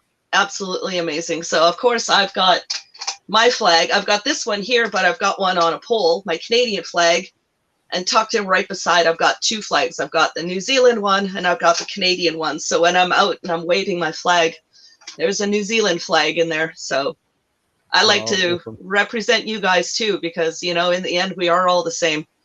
We're all part of the human race, and we just want what's best for everybody. We just want the choice the choices that we deserve and that we want, yeah, just to live with freedom. How is that so horrible? I don't understand.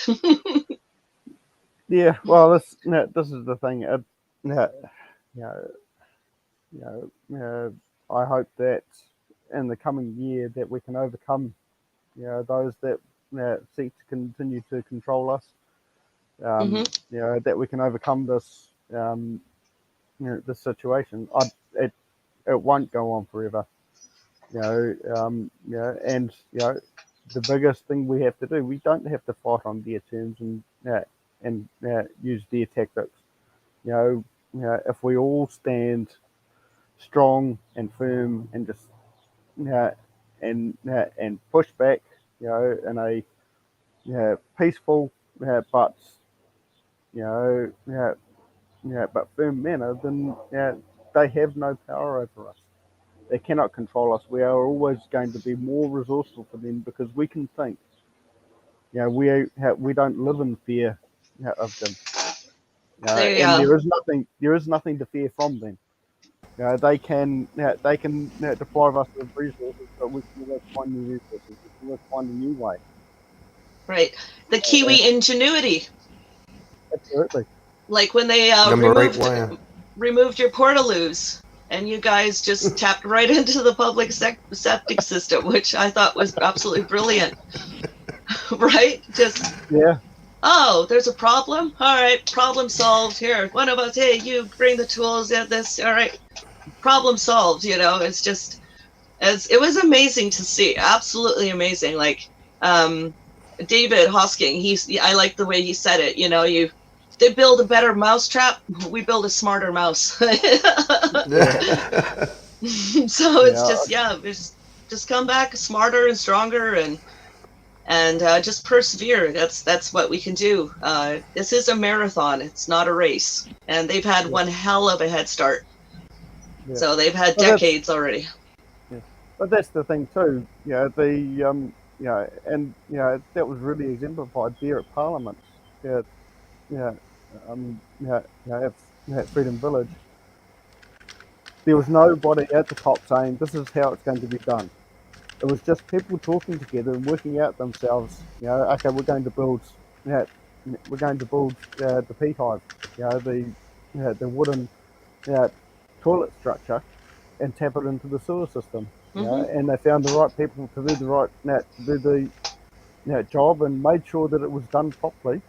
So this is not some hole in the ground. This is a structure. They found out where the sewer was. They looked at all the plans. They made sure that they were putting the right thing. They made sure that they sealed it properly. So that it wouldn't smell and all the rest of it. You know, you know, this is professional stuff. This is not some sort of nasty bodge job that's going to fail in 5 minutes. This was the real deal. Yeah, And that's what it was like you guys had a few contractors in the crowd, right? Yeah. Oh, Yeah. absolutely. There were a lot of talented people there. Mm-hmm. Yeah, we had electricians, we had Mm-hmm. we had plumbers, we had engineers. We were building. They built properly structured stage. Mm-hmm. The tents were bolted down to the concrete. The tents and the gazebos were bolted down to the concrete. And everything to make sure that they weren't so easy to pull down. There was, there was something about that place, and people would just work together, work it out amongst themselves to make sure that it was all. Sorry, guys. That's all right. I'm just glad you guys were still here. Yeah, just remember, don't press the back button. Press the left X. Yeah. Yeah, it's good. It's good that it's still going on. that was my first concern. It was like, oh no, it's all over now, but it's not. I'm so glad. Yeah. So Now I've got I've got that little video lined up. I've got that little video lined up because I know there's probably some international people here from the Rosie Convoy channel watching. So I'm just going to do a share screen now. With StreamYard, I'm not familiar with it because I use OBS, but if you can focus on, if I share my screen, I guess it will knock out all the cameras. That's the idea of it. It's what's supposed to happen, like on Zoom and on Skype and all that. People can actually see the main what's on the screen. So let's just give it a try. Okay, it says solo layout, so I'll click that. And oh, there you go. All right, it's working.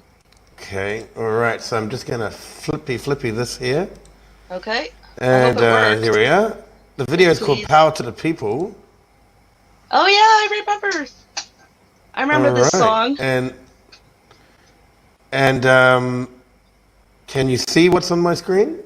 I can see your face. Can't see what's on the screen just yet. Oh, maybe I just click onto this one, do I? I don't know. I guess we'll find out together.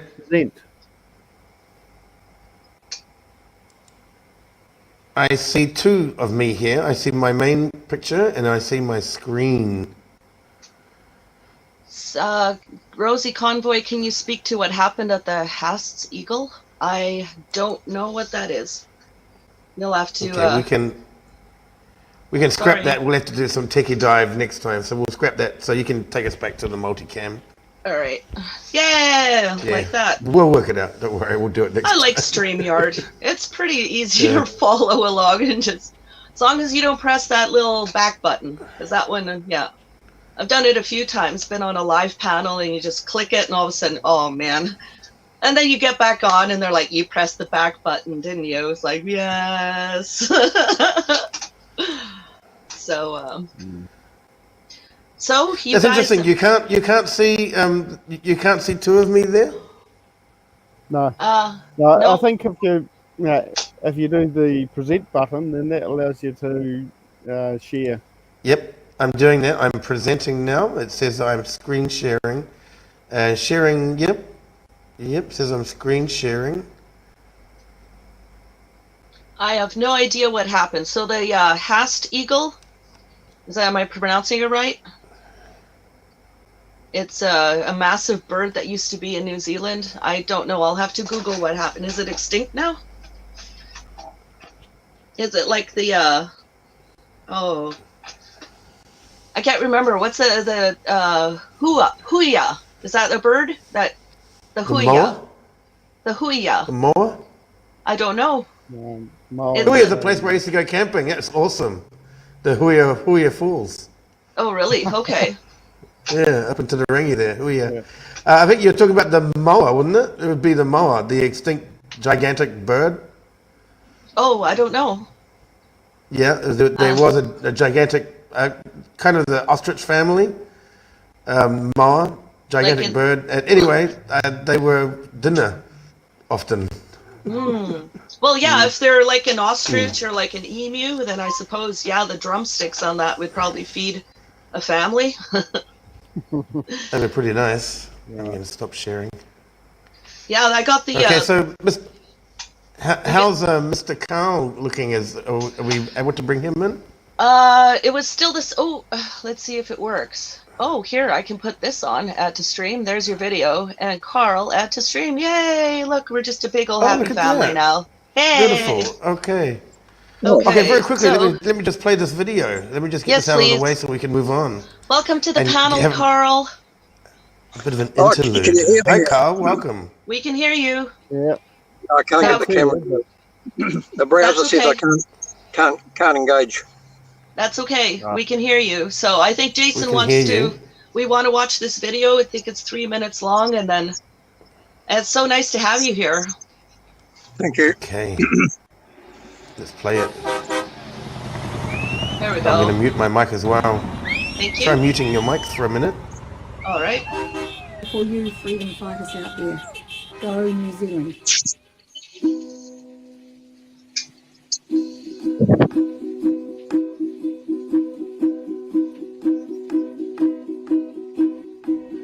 Gather all the people, Lord. Gather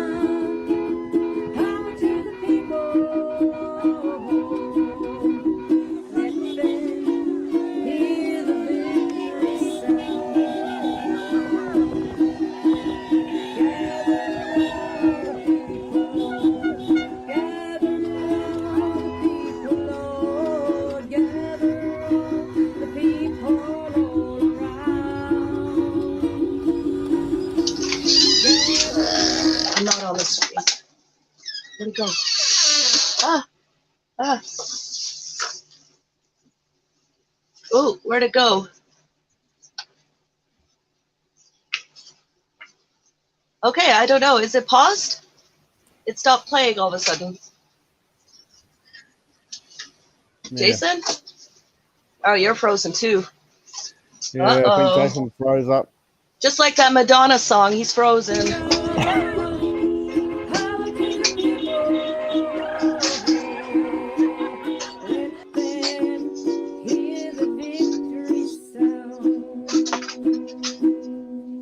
Oh, just in time. Yeah. Oh, that was great.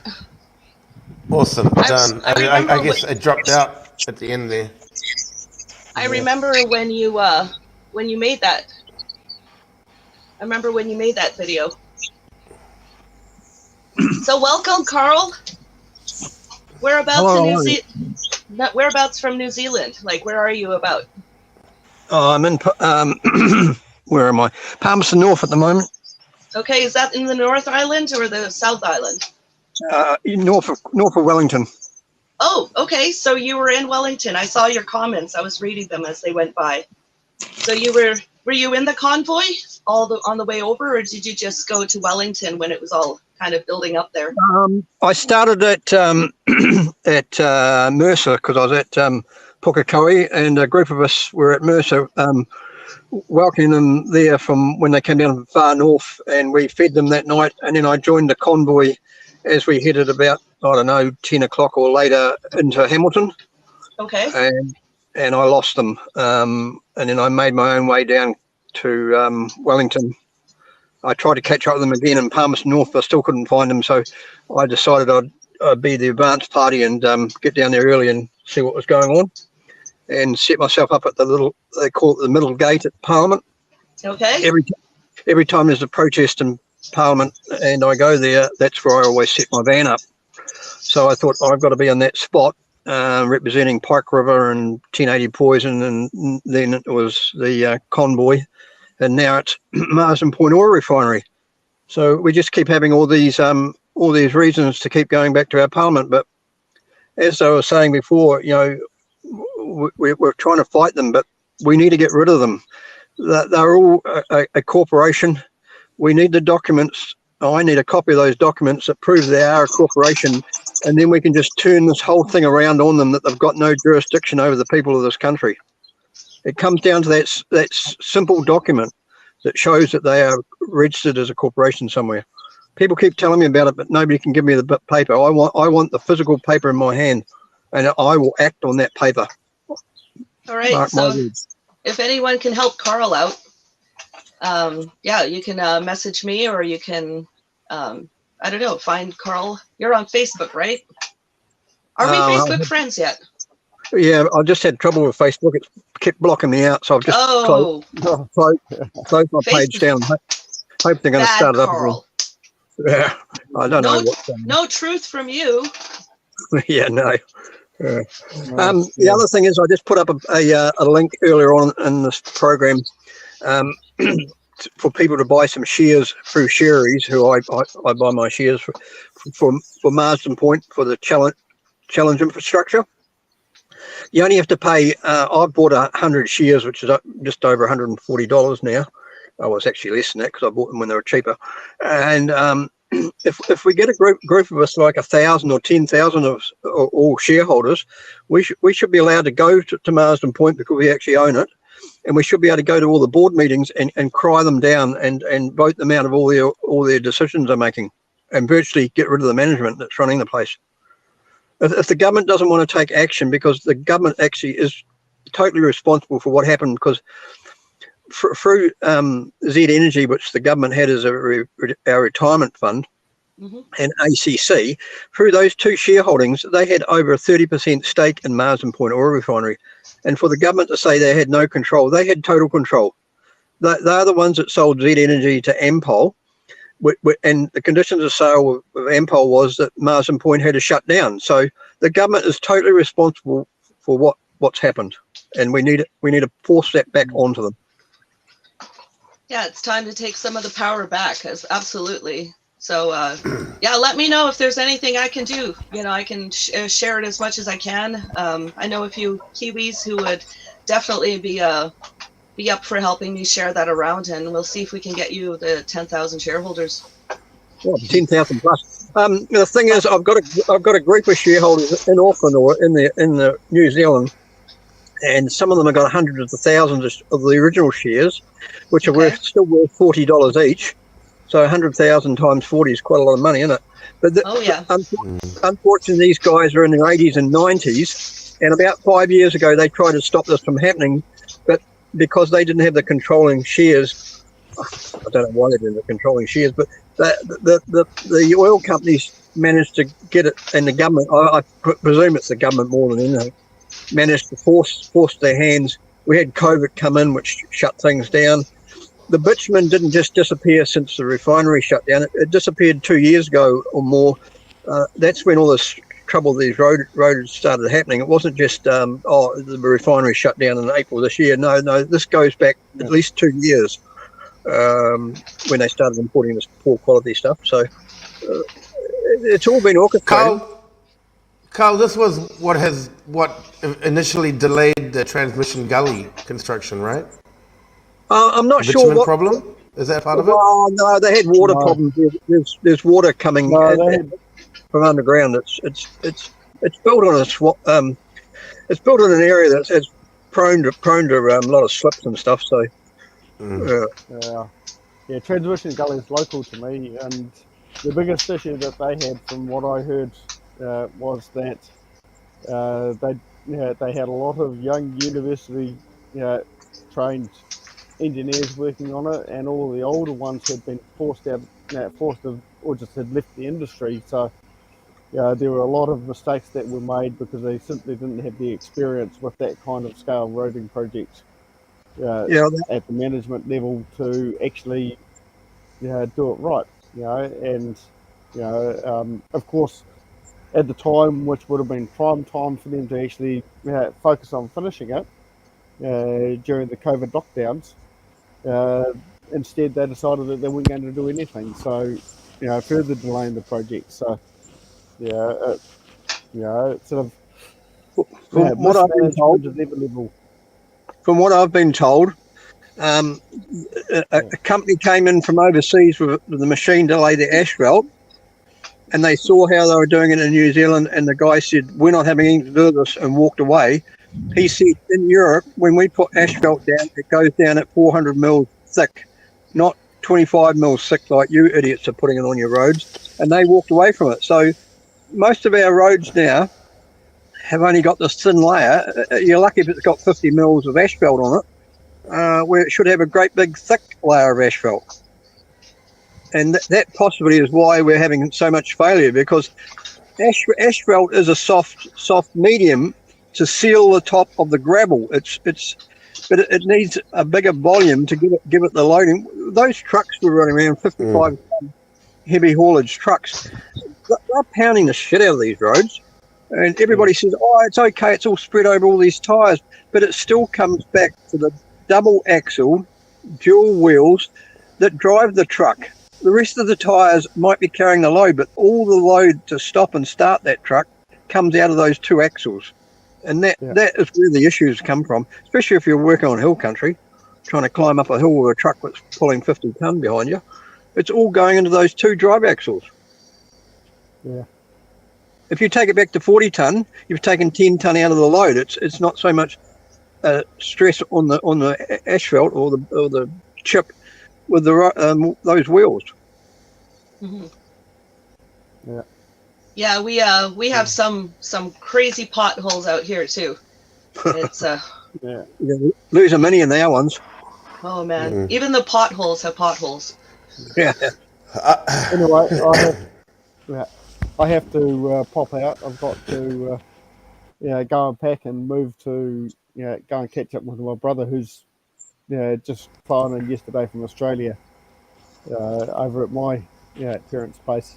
About an hour's drive from here, so I'm going to sign off here. And Daniel, it's been an absolute pleasure. Absolute pleasure, Yeah. and thank you so much for continuing to hold the line, and for being there in Wellington, and for just your help in the kitchens there, and especially for being here today. It's it's fantastic, absolutely a privilege to have you here. Yeah, absolutely. Yeah, Honk, thank honk, you. And convoys. Honk, honk. Honk, honk, honk. yeah, and I hope you'll have a wonderful New Year's celebration. And let's start 2023 pushing hard to bring an end to this globalist agenda and restoring our freedoms. Fingers crossed, right?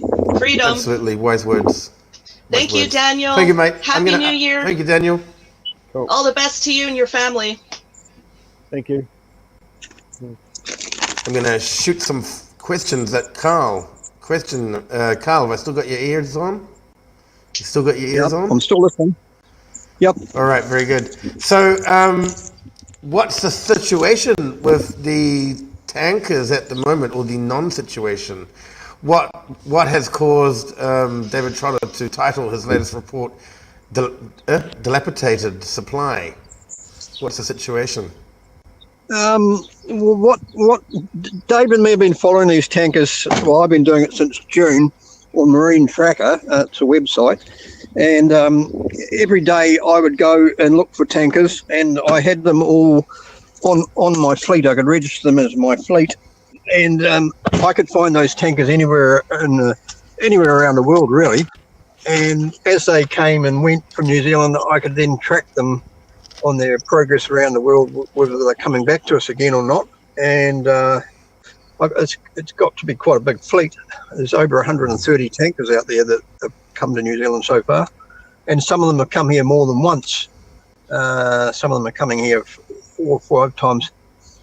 We also discovered that they weren't all fuel tankers. Some of them were molasses, some of them were caustic soda, some of them other acids, bitumen, and tallow and methanol.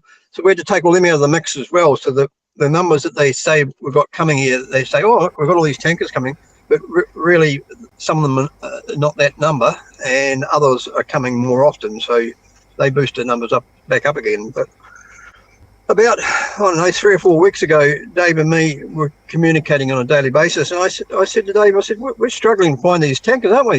And he says, yeah. One of the ladies, Alison, had put us on to going to the port companies and looking at their schedules.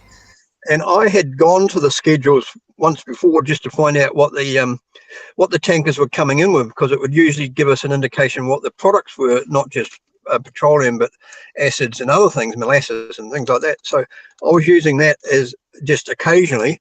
But when you go on there and then start downloading their schedule and look for it for the whole month, it starts, where's the tankers? And Dave and me were saying, hell, there's not many tankers on this schedule. Like, we're looking a month out. And then in more recent days, you do it again, like I've just done it again for this month coming, and the numbers are not there. There's a lot of cruise liners coming in. There's plenty of container ships and log carriers and stuff like that. But actual physical fuel tankers coming here with petroleum product on, it's very, very limited. And I'm to a point where I'm concerned we don't have enough to sustain New Zealand's economy. I don't know, I might be seeing it wrong, but hey, I've been watching this since June, and it's definitely dropped off from what we had. We had about 5 or 6 tankers a week coming to New Zealand. We're down to 3, maybe 4 at the most at the moment, and a lot of them are going to Marsden Point. It's a 1 port drop off, and then they bugger off again. So as far as the South Island and that goes, it's looking very sparse. Well, I think. How long do you think it's going? Sorry, go ahead. Well, I was just going to say, Carl, I think you have a point. I mean, if it looks like a duck's and it walks like a duck and it quacks like a duck, I think you've got a very good point there. It's probably a mallard. Well, I've also seen I've seen another post I've put up, and it talked about what did it say? There's a restriction on Russia, Belarus, Turkey, Saudi Arabia and China as far as oil supplies go around the world. Now, this coming from the UN, they're putting sanctions on all those countries to stop them supplying oil to the world or supplying petroleum products to the world. And then it goes on to say, oh, well, there's going to be a supply chain issue with fuels around the world, and people are going to run short of fuels. And they're talking, Biden talked about, when he came into power, about the black winter or something like that effect. And we see that in Europe now, where they're not getting the fuels to heat themselves. Mhm. Dark winter. Yeah, well, that's the whole that thing is a self-inflicted wound. What's going on in there? The whole zero carbon initiative and the zero methane initiative and the 3,000 farms in the Netherlands being taken out and the fuel system being taken out. You know, as you all know, if you've listened to State of the Nation, you know that I'm not in New Zealand, and we're having the opposite effect. We're living in a country which is considered seemingly not normal anymore because we are not going along with this, and we're keeping the economy going, and we're keeping the petrol going, and they are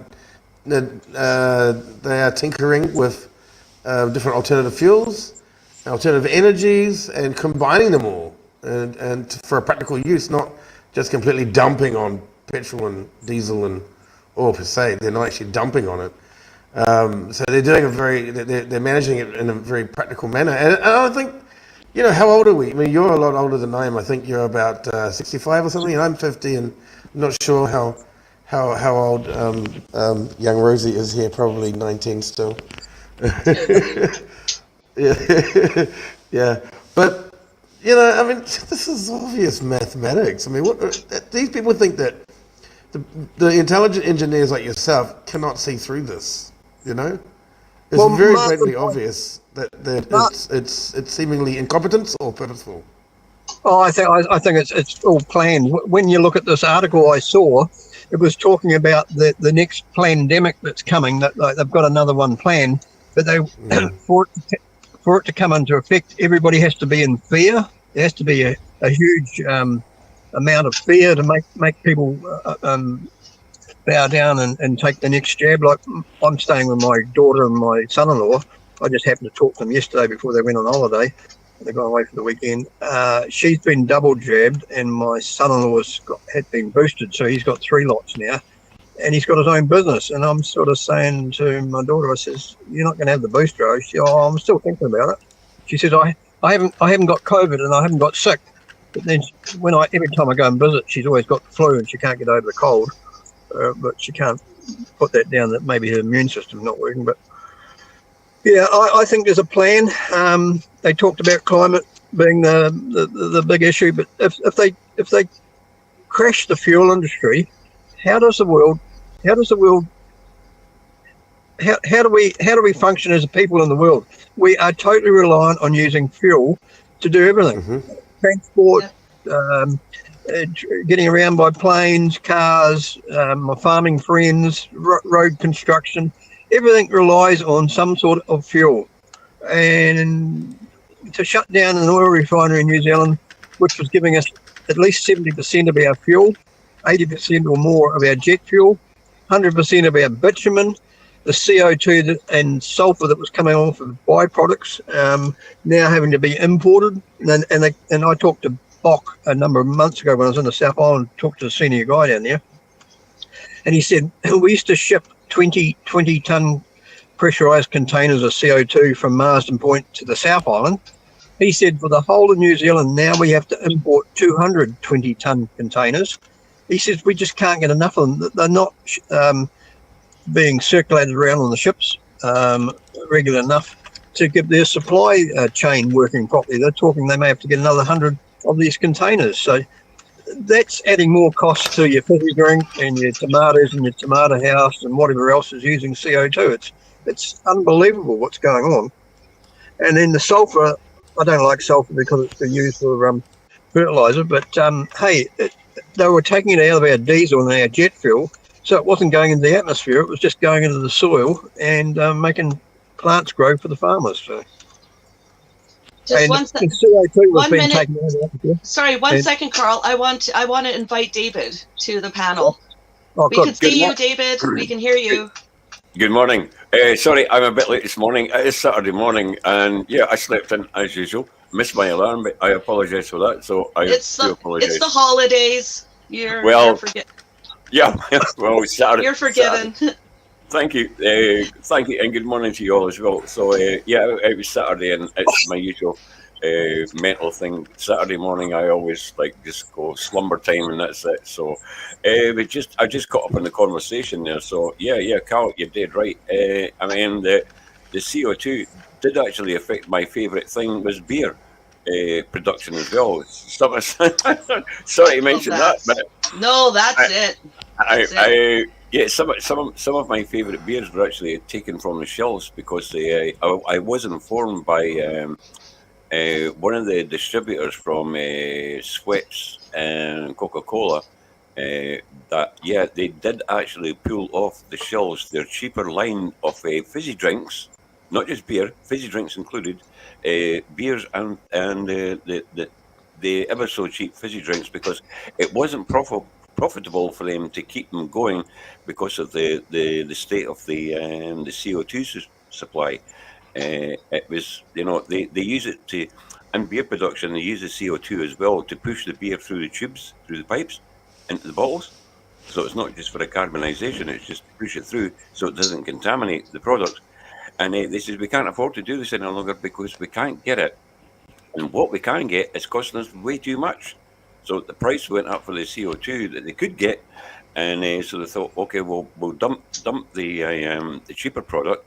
We'll keep on pushing the good products through, and that's why they had to pull a lot of the drinks from the shelves.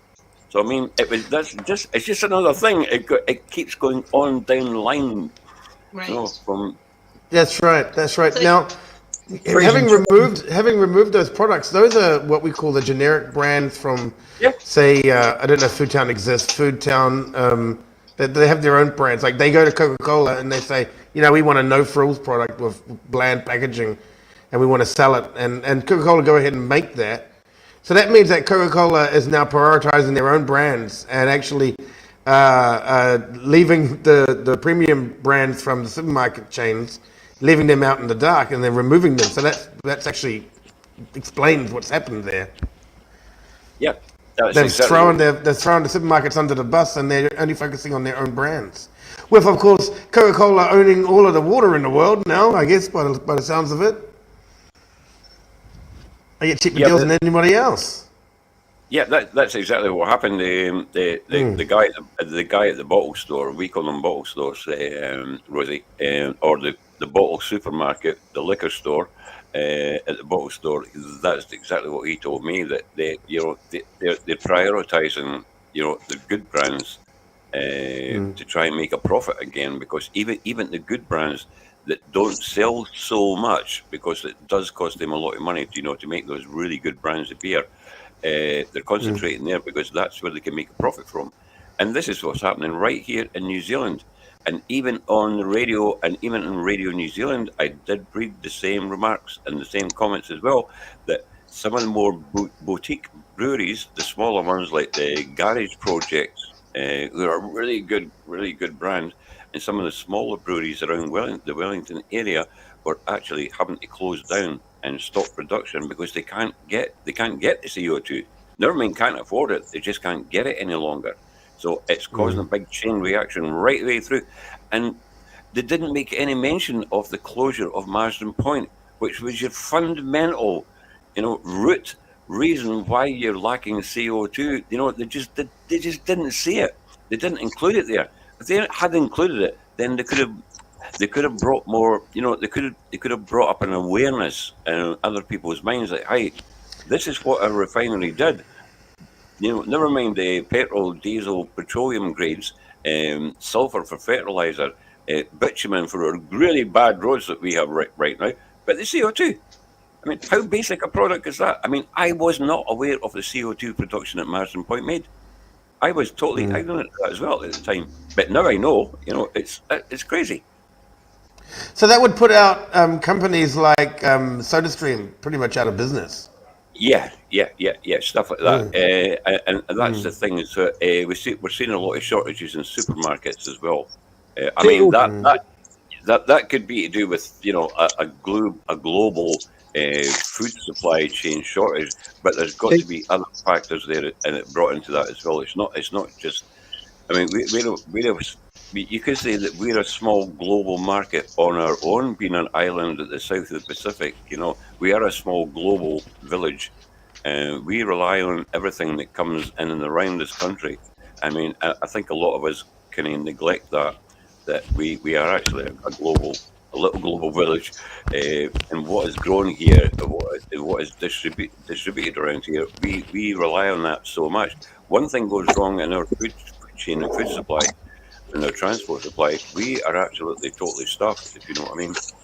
Like if a few of our trucks go missing, then we've got shortages, and that's it. I mean, if one of our ferries has a delay coming up from the South Island that's carrying groceries and foodstuffs, then we're going to feel the pinch of it. We will feel that pinch in the North Island just through one truck.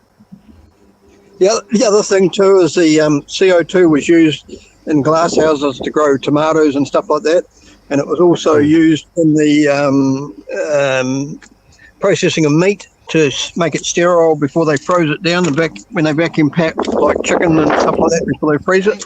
So they're talking like Tegel and places like that are running short of gas to do their processing. And I was talking to somebody from McDonald's who came over and talked to me when I had my sign up.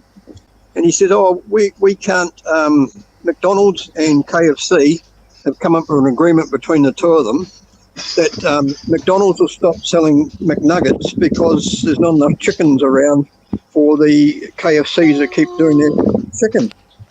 And he said also there's not the CO2 to allow us to do our drinks the same. So it's just even affecting fast food organisations, which are huge around the world.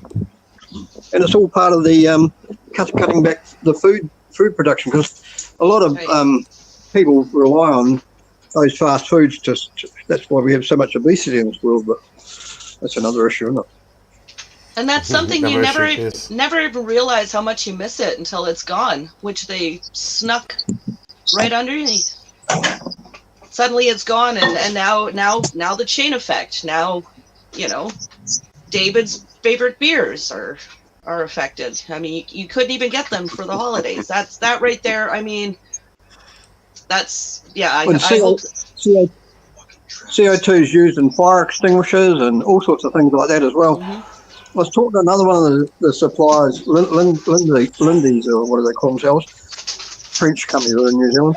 He was talking about something else that CO2 was used for, but I can't remember what it was. It was quite huge, but I never even thought about it. But, yeah, go back and have another check to him. Possibly something medical, hey? Could have well been. Yeah. That's the other issue we've got going on in this country too, is the guy from Box said, well, if they've shut down the CO2 production in this country, the next thing they'll do is they'll shut down Glenbrook Steel Mill up near Auckland, and that makes huge, big quantities of oxygen for the steel making process. He said once that happens, there'll be no bottled oxygen at your hospital. There'll be no bottled oxygen for your welding and gas cutting because it's only the fact that it's cheap and available because of this huge, great big steel mill that's making it for their use, and what's left over goes into the rest of the consumers, which is a small volume compared to what the steel mill's using. Right. So he said that's the next thing will happen, and that they keep going on about CO2 and the sequestering CO2 and pushing it back into the soil. There was another article I saw, and it said that if they keep doing that, there won't be enough CO2 to actually for photosynthesis to make oxygen for the human race. The human race needs CO2 to survive, but they're trying to limit it in the world, which then depletes the human race. There's three major things that keep the human race going: CO2, oxygen, and sunlight. Well, guess what they keep doing to the sunlight? They Right. got Mr. Bill Gates' dimming, clouding things over. You've got the CO2 question. They want to try and get that out of the atmosphere and put it in the soil. And then the next thing is, how do we get rid of oxygen? Well, no CO2 is going to deplete your oxygen. Plus, also, you switch on the 5G, and apparently 5G travels through the atmosphere through the oxygen, but it also scavenges the oxygen while it's doing it. Oh. So when 5G becomes a major piece of communication, which I don't think it is at the moment, it is possibly going to starve us of more oxygen out of our atmosphere. It's only 22%. And the silly thing with CO2, it's only 0.04%, or half a percent, 0.4. It's not even an issue. The human body puts out 95 times more CO2 every time you breathe out. It goes from 400 parts per million to 38,000 parts per million every breath, and you breathe 12 or 20 times a minute. CO2 is not the problem. You got that right.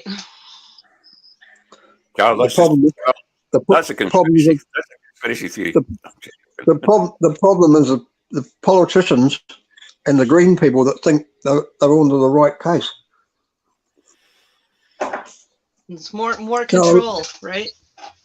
They're a lobby group that's trying to destroy humanity. But they're only a small percentage. There's more of us than what there is of them. But Not if they could help it. well, not with us jabbing people's brains out of existence. Yeah, and the problem I see there with the small percentages, the larger percentage people won't actually wake up and actually do anything about it until it's too late. And by the time, we can see that with the farmers. We can see that with the farmers. Yeah, where were the farmers back when we had the protests? The only farmers that stood up are the ones in Canada and the ones in Europe. I don't see any New Zealand farmers standing up. No, you won't. It will take them right up until the last moment. But as I was going to say, by that time it will be too late. It's too late. It will be too late. But, time to pick up your spades and shovels, your pickaxes and your pitchforks, as in 17th century style. That is all you will have left. They've already taken your guns from you. You have nothing left. Well, they're working on it here. It was too late when they shut down the refinery because that gave us fuel security and somewhere to re-refine product that came in that was out of spec. We've lost that. We've got no. It's going to be a major thing to get New Zealand back on track again. Huge. I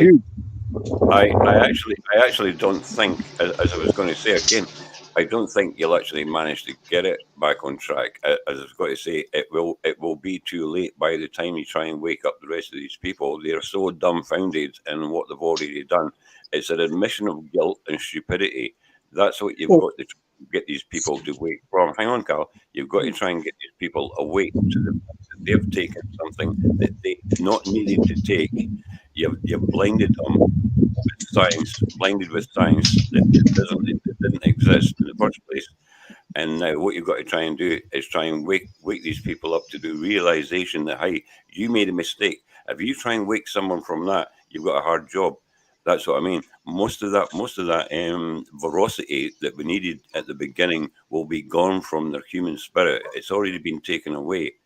I mean, and there's no praying to God, there's no religion, and there's no chemicals or drugs that you can give these people to wake them back up again without the absolute admission, okay, we were wrong. We should have listened to you guys when you were in Parliament trying to stand up for our rights, and there was only 10,000 of you. The same with the Canadians as well. The same what happened in Canada.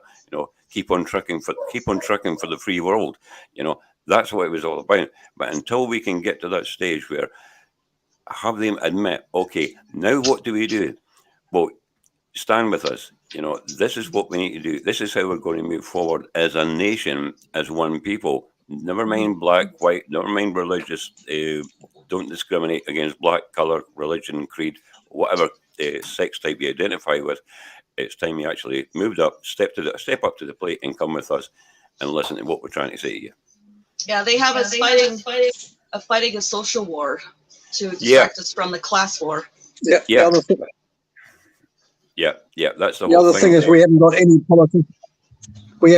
politicians with the will to want to do that for us anyhow, because we saw that at Parliament and we've seen it since. So none of them are standing up and making any issues out of it. When we confronted Luxon about the refinery, he said he'll make it an election issue. I said, mate, it's an issue right today. We were a month when they were just doing the cleanup. I said, you've got a month now to finish the cleanup and then mothball it.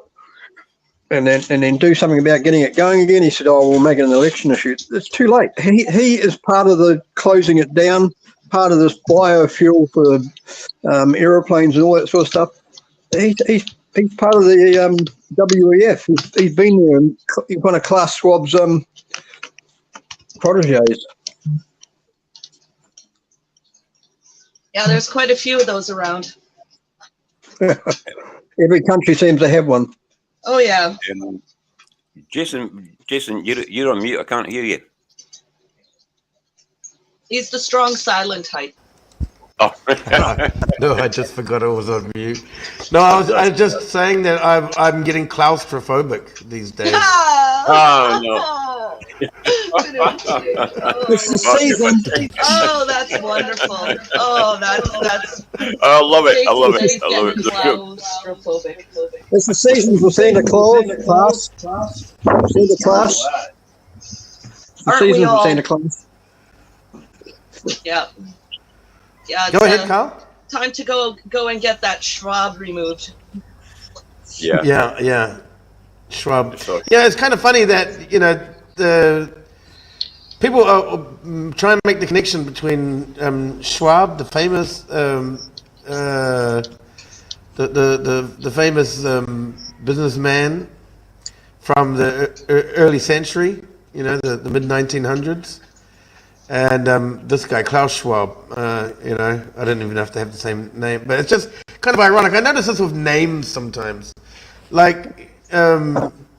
When you see names like Madoff, he made off with all the money.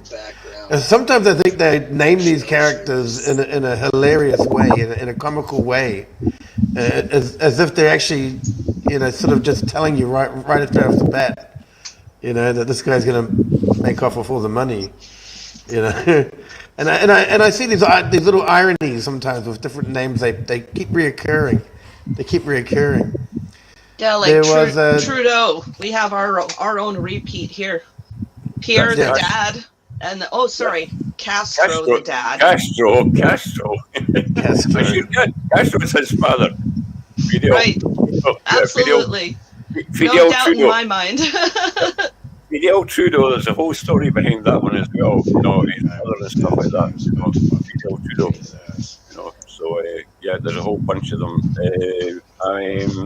And Jacinda Ardern did not work in a fish and chip shop, in Christchurch. That's a whole lot of. I was talking to a friend. I can't say too much about this, because I'll get myself hung for something. Or banned off of Facebook. I don't mind getting banned from Facebook. I don't like it too much. I use it because of Messenger and because I've got family and friends in Scotland, and that's about it. Other than that, no, I am not a Facebook user. I don't use Facebook. I use alcohol, but I don't use Facebook. It depends on your addiction. Give me a good beer. Give me a good beer rather than Facebook. Yeah, thanks very much. Yeah, that'll do me. One will put you in jail, and the other will put you on the couch. So yeah. Well, I prefer the couch. Yeah, thank you. Yeah. No, there's too much spying, too much control, too much proliferation in your life. When you go to platforms like that, and it's not a good place to go. But politicians, they're not elected; they're chosen, from birth. They're chosen from their upbringings, and we know that. I mean, if you go back to Germany, Angela Merkel, and Kohl, and the rest of them, they're all brought up through families. It's like a bloodline. You've got to be born into that to actually make it up right up there. And it depends on which family you're born into. I mean, Jacinda Ardern, as I say, didn't work in a fish and chip shop. She was chosen. I know the reasons why. I can't just disclose them here because I will end up in trouble. I just know, like, I've got like eyewitnesses that'll tell you a lot of different things when they knew her, and that is not the person that you see on TV. You know, it's a completely different character. She was brought up in a cult, in a society, and it wasn't a good one. You know, it was, you know, pretty horrible what she was put into. But she's another controlled person, you know, that was placed in there for a reason. That's why, I She's a mean, Freemason. no, it actually goes a lot. Yeah. That's a little bit of a cover. That's a cover. Okay, so don't go down that track. I just can't really tell you what's what. But no, they're put in there for a reason. They're totally controlled. The programs, The Illuminati. The Illuminati. they're like, it's a lot deeper than that. It's a lot deeper than that. It's a lot deeper. Well, the question on my Illuminati documentary is the question is, who did the Illuminati work for? That's the question that I pose on my 4-episode series, DNA Bankers, Dark Illuminati Hoax, because every war are bankers' wars. This is all about money and cash. It's all about controlling the financial system. And this is where we segue into the CBD, the digital money. The CDs? They wanted to do that in the 1950s after World War II. CDC. They wanted another world war that was going to take the whole world on instead of just what happened in Europe. But they couldn't do it until what happened 2021 when they managed to get a bullshit, I call it con-COVID, going around the world. Yeah, I tend to believe that. I tend to think that, you know, obviously Chinese CDC themselves have even admitted on camera, on mainstream news, that they have not isolated the virus and believe that it's not what we think. So there's been no evidence that the virus has even been isolated itself, and aside from transferring all the numbers. But we're on YouTube, so we're going to be banned from speaking too specifically about this subject matter. Right. Don't. Unfortunately. It'll end up on YouTube. But I was going to say, Carl, if you're not speaking, can you put yourself on mute because you're really loud? your microphone the windy. keeps. Oh, okay. It's windy. Yeah. Yeah. He's out probably. He's probably out on location with his vehicle, raising awareness. I was going to say he's somewhere near a political rally where there's a politician talking. Yeah, that's a good thing, Rosie. Yeah, that's better, Carl. Yeah. Way out in the sunshine. There we go. Yeah, that's much clearer. Or stay inside. All right. You were sun-gazing. Sorry, Carl. You isolate yourself, Carl. Yeah, you go and isolate yourself, mister. Yeah. Don't worry about that vitamin D, mate. Floating on oil and gas, a nation captured. You need to buy the book. It's all about New Zealand's oil and gas reserves. Unbelievable. Yeah. Doesn't this go back to the Opal Files? Doesn't all this go back to the Opal Files and Longy government? This stretches back quite a distance. All the way back to the Longy government. Yeah, even further than that. We've had Hunt Petroleum here since the 1960s, drilling for oil and gas, but then the government would never let them go any further. It was just always drill. They don't have to drill anymore in New Zealand. They know we've got so much fuel here. On the back of the book it says New Zealand is a new Middle East of the energy producing world. That's how much oil we've got here. And we hardly, for $50 million, they'd have an oil well in the South Island that they get gas off, and we could set up a refinery in the South Island as well as the one in Marsden Point. We wouldn't have to ship it far. And instead of changing all these boilers and stuff from coal to wood chip, they could be all running on reticulated LPG gas around the South Island and North Island. Wood chip is not the way to go. You're using more wood chip than you ever used in coal. And if you use LPG, you're not using any road transport at all because it's all coming through a pipe.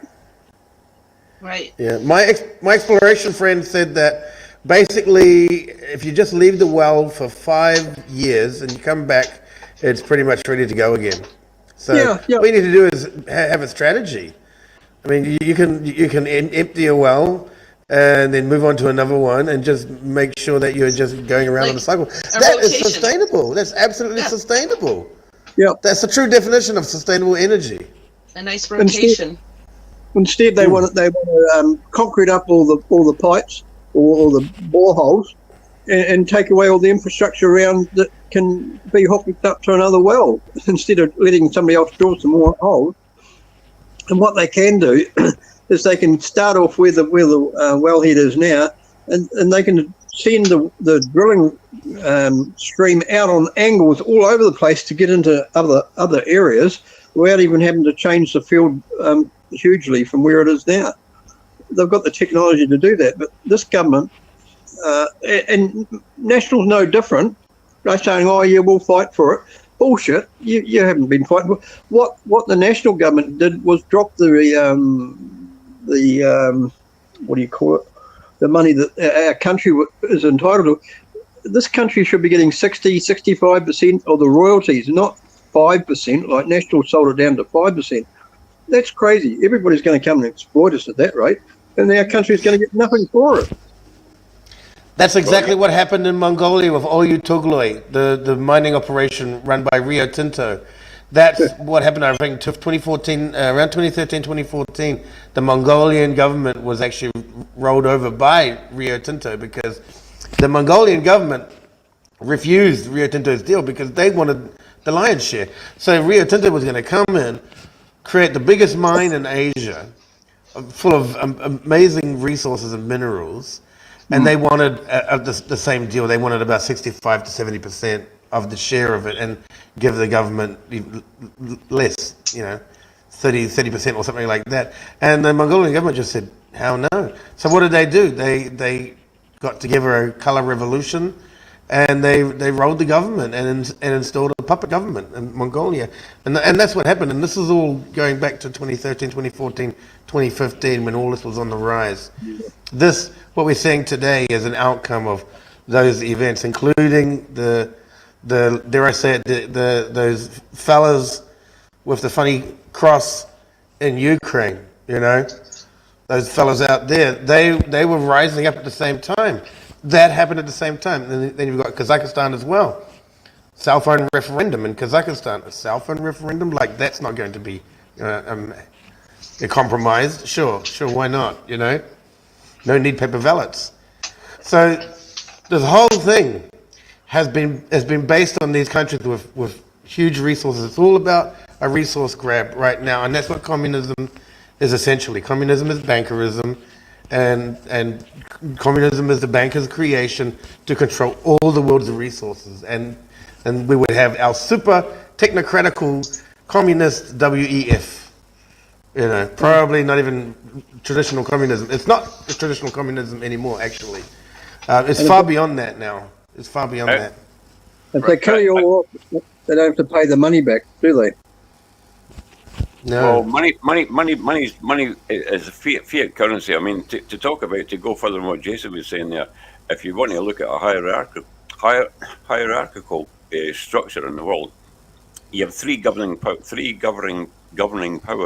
You got the square mile of London, you got Washington D.C., and then you've got Rome. Okay, there's your three crowns. Okay, that is where your authority comes from. It comes from the crown in England, the square mile. It comes from Washington D.C. Okay, and it comes from Rome. And who's on top of that? You have the Jesuits on top of that, who bear the cross on there. So if you look at that, all authority comes from there. In my mind, all authority is passed down through who can rule, who can say what. So it's saying about puppet governments. The governments in this country, again, they're put there for a reason. They're put in there for a reason because they will be compliant and sheeple enough to listen to what they're being told. Don't deviate from your job. We'll pay you lots of money. Do as you're told. Not do what we say, not what you want. You know, it comes through from a higher authority. Little do they know where it comes from. I mean, most of these guys think they're doing they have a political career. Sorry, no. Your career is to listen and do as you're told. You know, we're Hmm. not going to ask you. We'll ask you, then we'll tell you.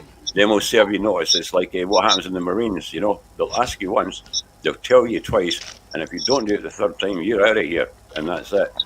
It's like a third strike and you're out. Sort of authoritarian sort of rule that they have.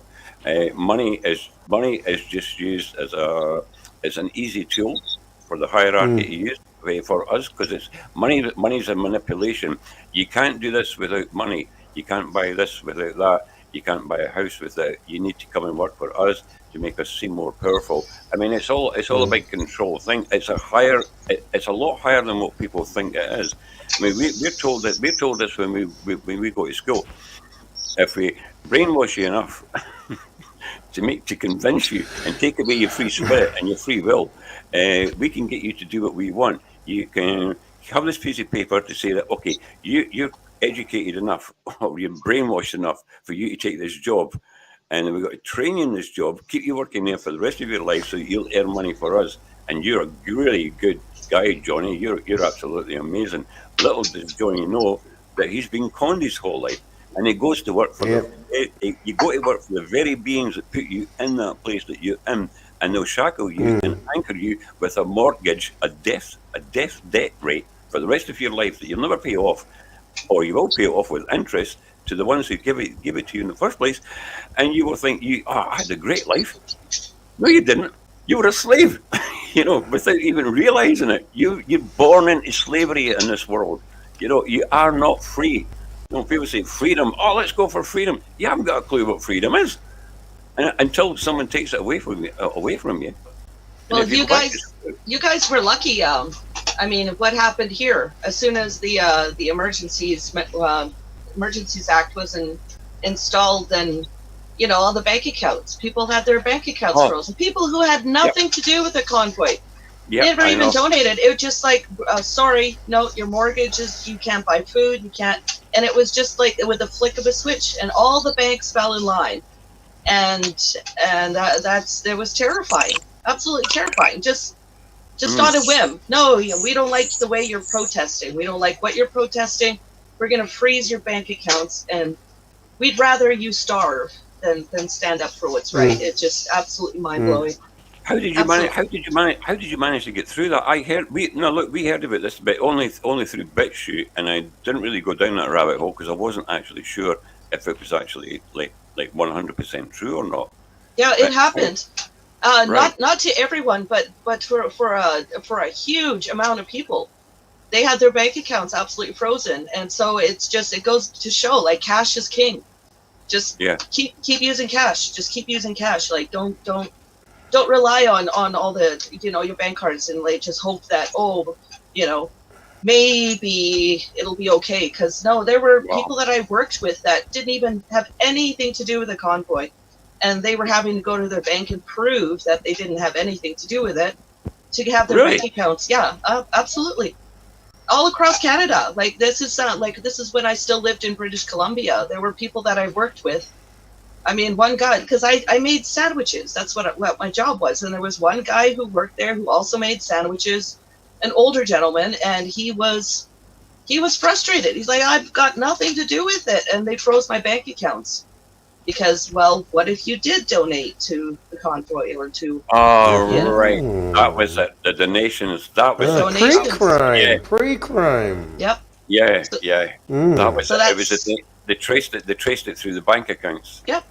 And they Oh had my, everybody by the balls. What are you gonna do? wow, What are you gonna do? And it just like that. And then nobody talked about it, and all the people that didn't support it, it didn't even faze them. Like, what if this was you? What if wow. you were standing up for something you believed in, and the government, like, no, you are not allowed to do this, and they just flick the switch, and that's it. You're meant to starve. You're meant to be homeless. You're meant to. It's just So absolutely mind blowing that, it was like, oh, well, it just happened. So the government had its own rights to actually perv into everybody's bank details to look at transactions, or some authority in the Yep. government there. just went in and watched the transactions. Yep, and he used the Emergencies Act to basically just give all the Ottawa police, all of them, like extra powers. And I mean, even now they're going after all the farmers. There's what do they call it? Environmental protection police that can just show up at your farm without a warrant and shut down your machinery if they don't think it complies. And this is they just show up. And they've got these suits on, and they've got weapons on, and then they just they don't even need a warrant. They can just go to a farm. It happened to a few people that I know in like Saskatchewan and Alberta, just farmers who suddenly there's a group of people in uniform on their land, and there was absolutely nothing they could do about it. And they have the power to shut down machinery, saying you cannot operate that machine until it's approved. And so what do? Like, you can't. And if you go against us, you'll be arrested. And it's mind-boggling. It's absolutely disheartening. So, I mean, like, no farmers, no food. I'm sorry, and then no farmers and no truckers. We don't eat. Like, it's just, I don't understand. It's truly wicked. They insist on finding the hands that feed them. I don't understand it, and I don't understand why people don't wake up more. Like, you're talking about we need to wake up more people up. Well, oh my goodness, like, they're going to have to be starving practically, or I just don't know. I don't know. I'm keeping hope alive in my heart, but it's pretty bleak when you think about it. Just and then of course the censorship bills that are being passed. They're trying to shut it down. Like, all independent media, the government's going after them, want to shut them down and silence them. Yeah. And it's like, what can you do about it? Well, you can fight against it, but with the censorship now, you can't even communicate because it disappears in the algorithms. It's gone, or it's yanked, and so what's going to happen next is that they're going to make it so that it can only be government sanctioned, basically propaganda will be the only thing that people will be exposed to, because nothing else will go through. It will be blocked, and it will be blocked by what they're pushing for now is like platforms like Facebook and YouTube, and they're pushing for the companies because the government has lost those court cases where they've gone against after independent media. Then the independent media kind of they win their court case, but now, well, if the government has their finger on these companies, these platforms, and now it's the platform yanking that, well, then the government's hands are clean. So that's what's happening as we speak. I don't know. You may have missed the but it wasn't an interview. It was a stage presentation by Trudeau and Jacinda Ardern. Justin Trudeau, Jacinda Ardern were actually speaking. I think it may have been part of a United Nations cult event where both of them spoke. It was translated, of course. Both of them spoke about the same thing as you're speaking about there, Rosie. Was about the locking down of free speech, basically using algorithms in New Zealand. Now, this is what she was speaking about for the future, and Trudeau had his finger on the same pulse. But they were actually they're coming for free speech in any platform like this where we can actually express ourselves.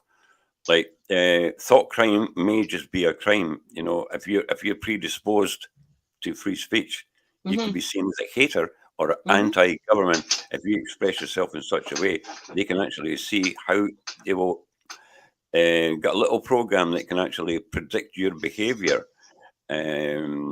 Like in China, where they use headbands on kids at school, and it has different colors to show their concentration in the classroom. Oh my! And white is like you're daydreaming. Blue shows you deep in thought, and red is you're totally negative. And the teacher can actually pull the kid out because they can see what's happening with the thought waves in there, and that's part of their education programming. It's totally coming that way. Where it's totally true. It's one of these things that's happening where thought crime will be the next thing. So they already have identified us They've already got my photographs in my car and everything like that. When I was in Parliament, I already have all my channels going, stuff like that. So they can identify me as a dissenter straight away. They don't need to study me. It's the rest of the followers that I've got that they need to go after now and watch them. So they'll leave my channels up, right? Because I've got quite a few followers. It's these guys that we want to study next. He's okay. We've got him in the corner and we can identify him. We can just pull them out, but we won't, because we need the rest of the people that he's got following. We need to watch those guys. So that there is a reason why some channels don't get pulled and some do. Because they need to identify these others as well and see if there are connections and how deep does this spider web go. These people cross connect. Okay, he's in that group and that group. Okay, right. Okay, mark that one off. That's how it works. How these algorithms and stuff like that work. It's for identification, and of course, then your spending habits as well. How much beer does this guy buy a week? What is it? What else does he do? That's next. They're gonna tell us what we're allowed to buy.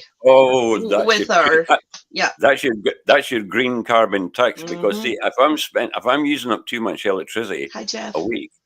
If I'm using too much electricity a week, they can tell my power bill, okay? Because they've got smart meter and stuff like that. Say, I was using too much power, I'll cut it off. Anything that's smart, they can monitor, and it's all done through Bluetooth, and people don't realize what a powerful tool Bluetooth is. If you've got Bluetooth on your phone, you need to switch it off. Don't ever use Bluetooth unless it's for a private party. You want to broadcast to a local audio source. Other than that, turn it off. Or just play music. Yeah, just play music. Use the Bluetooth in your local home. But if you're going outside, turn the damn thing off. Never mind location. Bluetooth is 10 times deadlier than location data is. It's absolutely so deadly to you. It's detrimental. The monitoring is coming around in a way that I can see it, where everything is being monitored. Okay, so if I'm not part of the Green New Deal, like your farmers guy. Because remember, these big diesel engines and stuff like that, the machinery that they use is not smart, so it can't be monitored. So they can just use accusations like it's using up too much carbon, or it's burning up too much carbon because it's burning through 1,000 litres of diesel a day. And we've determined that vehicle is not carbon friendly, and so we're going to shut you down. Just as a matter of what we want to do. Why? Because we've controlled profits and we're told to do this, so we will obey our masters. I mean, you can't stop it. I mean, the machinery has already started, and it's going to take a lot of us to throw a really good spanner in the works, as they say, to stop this machine from rolling any further forward.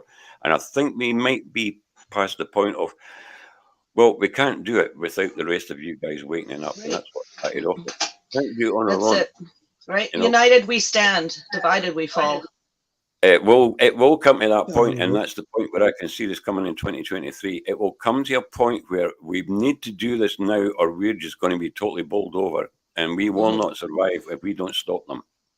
We know who they are. They're easily identified. For the people that drive around in cars with the windows up with masks on, there's no hope for those. Don't even waste your breath on trying to tell them anymore. Except I was one of them. And it was the truckers. Okay, so there is hope. Okay. All right, okay. There's always hope. Okay, all right. I'm double vaccinated, and it was all the lies that the media told, because I saw what was happening in Ottawa here in Canada.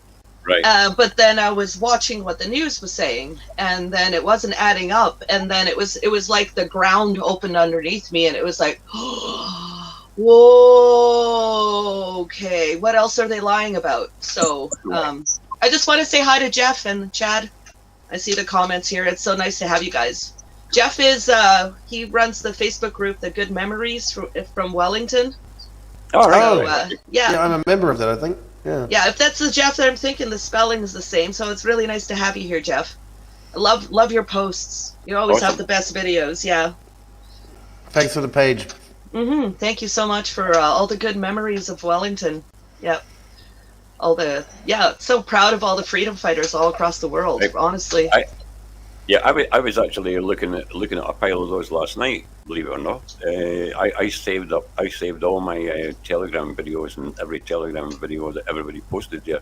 I've got an absolute ton of them.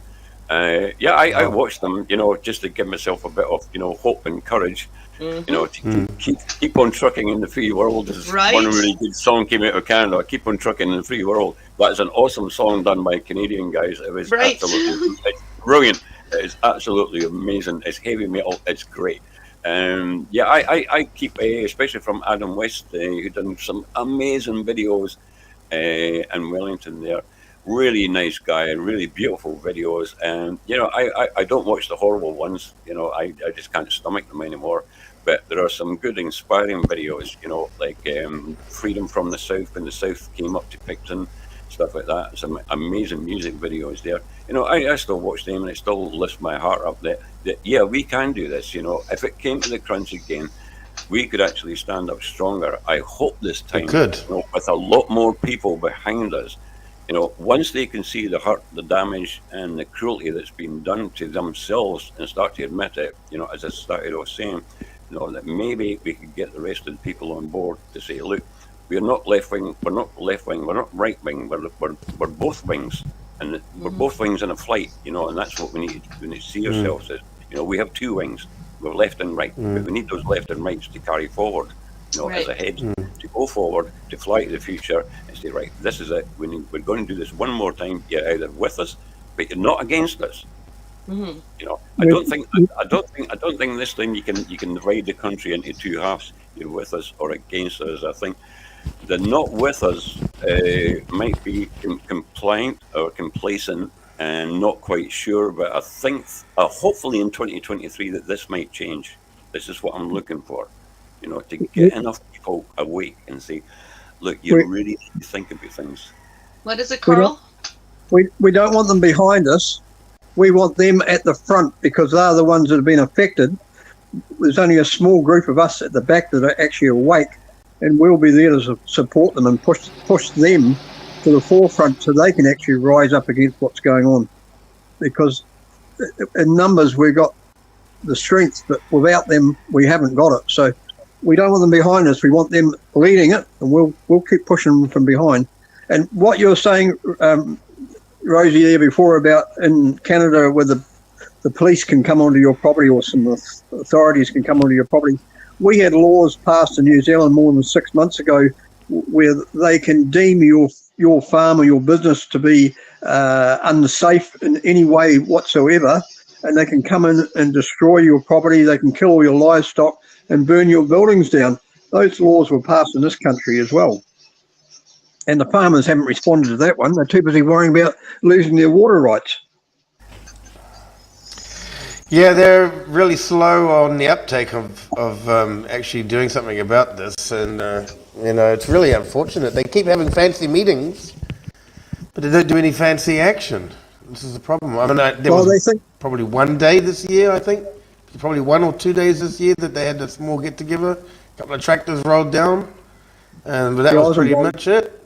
Yeah. I was involved in one in Auckland, and it wasn't as big as it was going to be because more than half the vehicles got pulled off to the Ellerslie racecourse and stopped the whole big thing from going into Auckland. We had a big crowd there, but it wasn't as big as it could have been. The thing is, with poor old Laurie and Bryce, they're old school from down Gore, and they think they can negotiate through federated farmers and stuff like that and negotiate with the government.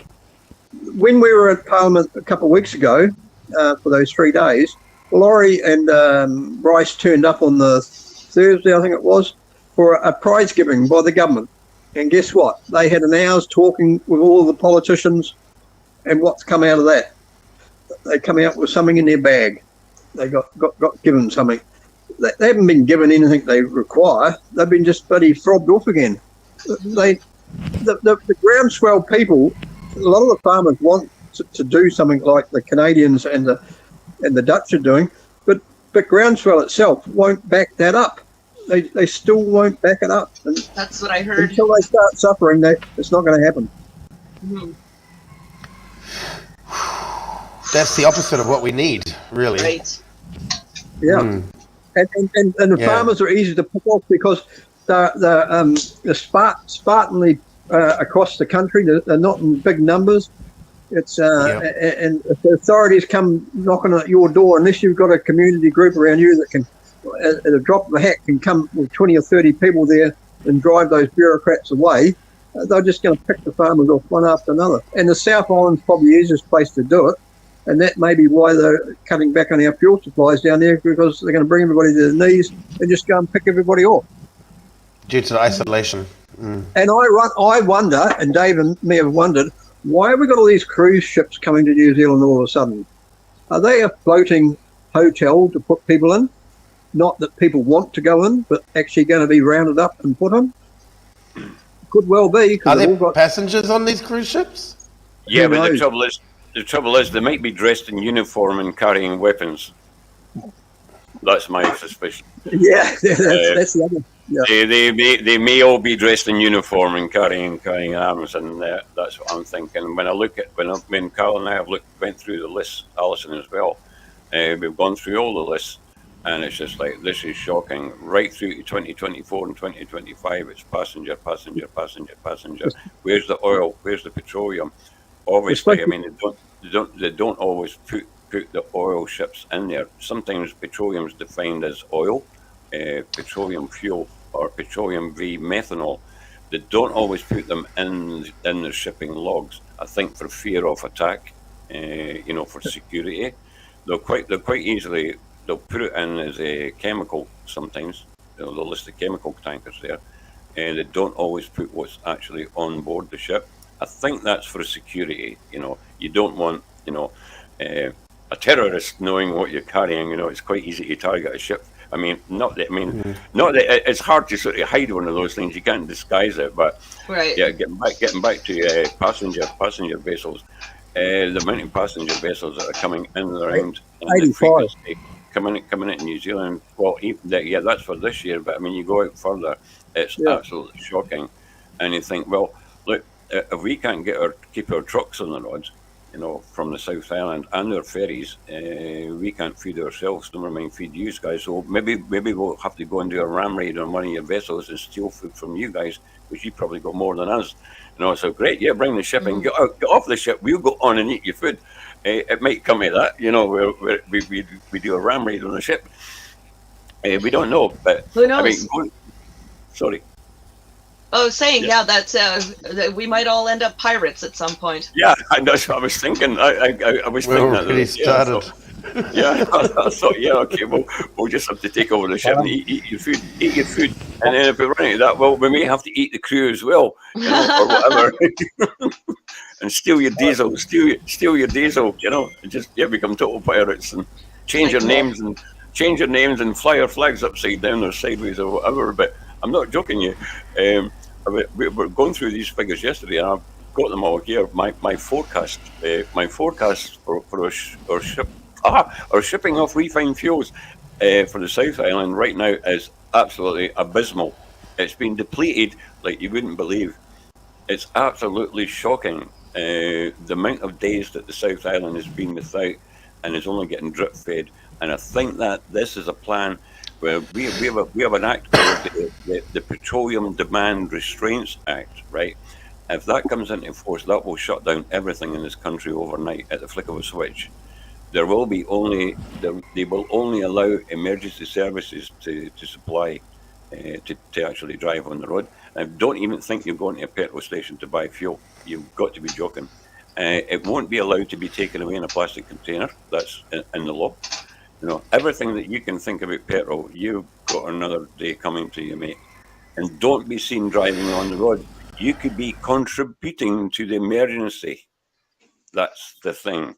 If not wearing a mask, not having your COVID vaccine or vaccine pass, you could be seen as a contributor to the emergency. So there's a whole bunch of stuff there. I've got the act, and I do have the revised edition, and it will scare the living daylights at you. The amount of power that these people have given to themselves without authority from the rest of the people in the country. Right. This is not a vote. It's not a vote. It's undemocratic. It's a total Nazification of this country. I would have thought of a better word, but that one just came to mind. But it was a total, Good word. Well, Nazification is just a totalitarian takeover of everybody's what we thought was a human what we thought we were gifted with free speech. We're not. We're told what to speak and what to think. So, I mean, it's no. Freedom is no longer free. You've got to buy it and pay for it as you go along, or play along, play along, and then you can get what freedoms we will tell you that you're allowed to have. Right. Yeah. Sorry for being political, but that just No, got me it's started. Sorry. no, it's No, it's true. fine. Yeah, it's absolutely I just true.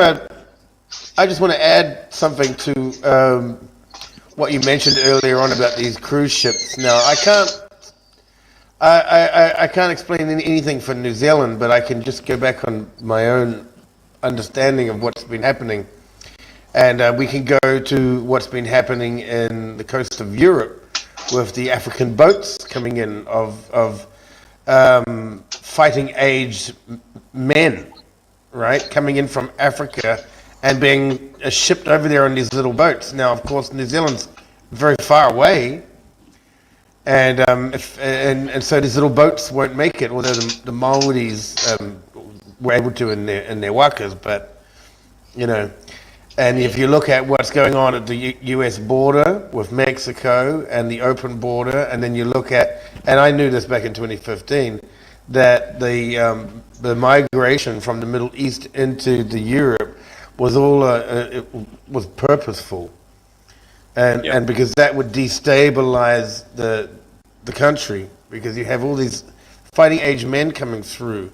So because of the fact that New Zealand's too far away and a small boat won't cut it, maybe that's what they plan to do in the future. They plan to have all these so-called migrants who were caught up in a crisis somewhere and shipping them all over on boats. I mean, it is already pre-planned anyway. All of they game out everything. Yeah. I mean, COVID is proof of that they gamed it out just before they pulled it off. You know, so why not? Why not? Yeah, I mean, it's not unheard of, and it's being done right now. It was on a very small effective scale. too. It was very effective. People fell in line so quickly once they were terrified. Yeah. It's Oh, the yes. same it's like in Europe. Sorry.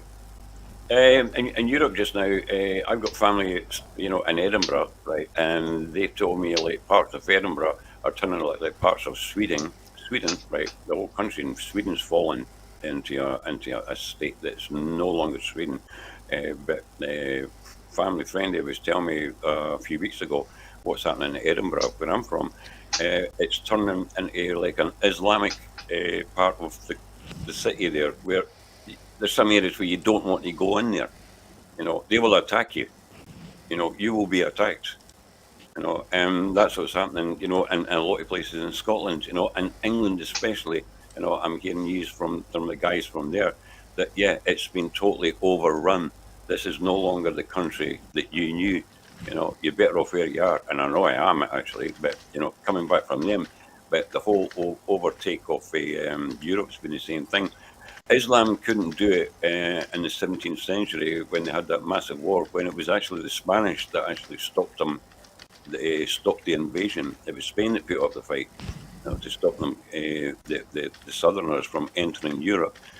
That happened, but what's happening now, it's like another George Soros, pallets of bricks found in every corner of the street, funded operation. It's when these people want to take over a country, they don't do it all at once now. They do it as a wedge, where they'll plant people in there and they'll slowly breed you out. They will breed you out, then bring in everyone else, and then open the gates. Oh, yeah. Floodgates of refugees. Refugees, it's not refugees, it's an invasion, mate. And funny, they're all the same colour, they're all the same creed. Not being racist. Oh yeah. Generalising. Yeah. There was a Sorry? report I heard. There was a report I Carl? heard recently Yeah, go that there was a report recently I heard that New Zealand was expecting 100 or 120,000 new people to come to this country for employment purposes because we don't have the people to do the work. Could they be the people coming on these ships? Oh, Well- the cruise ships. Highly likely people I who will don't- just agree to do it. I don't think they'd be bringing them in a cruise liner. I mean, if it was, I'll go back. I'll go over to Australia and I'll apply to come back in on a cruise liner. Yeah, lovely. Right? I'd love it. Yeah, you can go for it. Fly to Australia and apply for a job in New Zealand and come on a cruise liner. Yeah, great. No, I don't think Well, they'll come that way. But a lot of I can see. those cruise liners aren't running to capacity anymore, so they're always trying to find people that will come. You can get really cheap cruises now because of the fact that the numbers of tourists aren't out there. So maybe they could be adding some people to that cruise that are actually only on a one-way ticket, and the government's approved that. Yeah, I mean the I wouldn't the put it demand. past them. Yeah, no, you're right, Carl. The demand for some jobs in this country has risen. I mean, immensely since COVID. Sorry, say that word. Yeah, because they just they take a big breath. They were all mandated out of their jobs. Either take the job and keep the job, or go. A lot of the police force, the army as well, the navy, and what little air force we have. I think that's a bit of a joke. Nursing and education. Yeah, yeah, and education, doctors, nurses, chiropractors, dentists, the rest of them, they were all mandated to have a job. So and look at just now. I mean, Lower Hutt and the city of Lower Hutt, it's probably around about what 20,000 people around here. We had 3 buses on the road the other day. That was it, to serve the whole of Lower Hutt, because there's a driver shortage. Why? They mandated these guys out of a job, and the ones that have taken it have actually, most of them have fallen sick and ill now. Through one thing after another. So you've got the ones that did keep the jobs for taking it, now became ill, and they can't work any longer. But there's no admission of that happening. It's all denied. It's all been denied and taken away from them. Any health care that you thought that you could have has been withdrawn, because they don't want to admit that the jab that you took could have caused the problem. No, they don't want to admit that, and so it ends up in a totally vicious circle of a plausible deniability, as they call it, cognitive dissonance, and the rest of it. I know, but I don't want to tell myself. It's the last thing I want to do. And look what happens. Look at the state. Well, as Justin rightly has got his banner, the state of the nation. Yeah, look at the state of this nation. It's absolutely shocking. We're lacking key skilled workers to keep this place going, especially when it comes to medical. We're lacking these people now. And if we end up with 100,000 more people coming into New Zealand in the next year or so, who are they going to vote for? They're going to vote for the politicians that are looking after them and giving them a better life than they've got in their country. Yeah. Well, they just find themselves votes, don't they? Straight out of the Democrat playbook. Yeah, Straight out of the Democrat playbook. And we've had it the last 10 years in this country, with the amount of people that have been brought into this country through migration or refugeeism. They're all going to vote for the people that bring them in, aren't they? They're not going to vote them out. No. I can't believe I voted Trudeau the first time. I cannot believe I voted You're that. forgiven. I was... That's why you believe the jab was okay. Guilty. I voted Labour the first time. Guilty. I voted for Justin Ardern. Okay, guilty. I don't feel so bad now, but honestly, No, I just thought I'd join up with you. Yeah, thank you. I did. Sorry. No, that's Right. good. I don't feel so. No, don't. I was down that track. I can feel my heart is slowing down now. It's okay. No, you're fine. Don't do that. I voted Trudeau. Okay, well, I've got a suggestion. I personally have to move on soon because I'm traveling for 2 hours. In about an hour's time, I'm traveling across the town to work. Actually, Right. I stay away. I work away on the weekends, but today I'm doing a long journey because I'm coming there and back all on the same day. So 4 And hours you travel. only had 3 hours sleep. Yeah, I know. I had 3 hours sleep, so it's 5 a.m. in here. So, but let's just go into the future just before, while we wrap up. Are you okay with that, Rosie? That we start to shut down now? Yeah, I Okay. just want to say So- thank you, everybody who's been watching. I see Victoria here, and Jeff is here, and everybody who's been watching and who's been sticking around for this whole time. I really appreciate it. And just because I'm cheesy and I gotta say it, don't forget to like the video and subscribe to my YouTube channel. And don't forget If to you go to the haven't. State of the Nation YouTube channel as Yes. well. Yes, and drop the Yeah. links. Honestly, if you can give me the links, I'll post them in the chat or in the Yeah, comments or the description. we'll do that. We'll do that.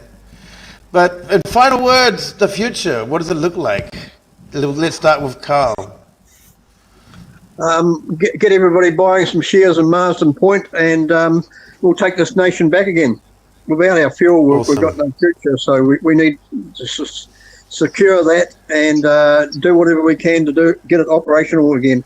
Some of it probably is operational. The latest piece of plant was only put in 7 years ago. That part of the cracking process gave them better quality fuel, so hopefully that part is still intact, and they were going to use that for their biofuel. So we probably haven't lost everything at this stage. Yeah, there's still like, oh, I'm a pure example that it's able to be turned around. Like this country that I'm in right now, Vietnam, has not even considered any of this stuff and won't going forward. It's impossible to pull this off here because of the fact that the people are actually fairly aware of what's actually going on. Not so much with the CV thing, but mostly with the fuel and the energy. They can smell it. They're aware. They can smell it. Plus, there's so many small businesses here. It would be impossible to go to a cashless society here because there are so many people here that run a small business out of their house, out of their front yard. It's all dealing in cash. Okay, David Trotter. They don't have a bank account or a mortgage, probably, do they? They're not tied to the system. A lot of people don't have bank accounts, but they just deal in cash. I mean, they have bank accounts and stuff, but they deal in cash. They deal in cash. It's a cash-based society. Yeah. I've been cash-based for, since 2000, I guess. I've been cash-based. Only the short time that I came to New Zealand was the first time I was cashless. I was in New Zealand for 3 years. I had a gap, and I came back for 3 years.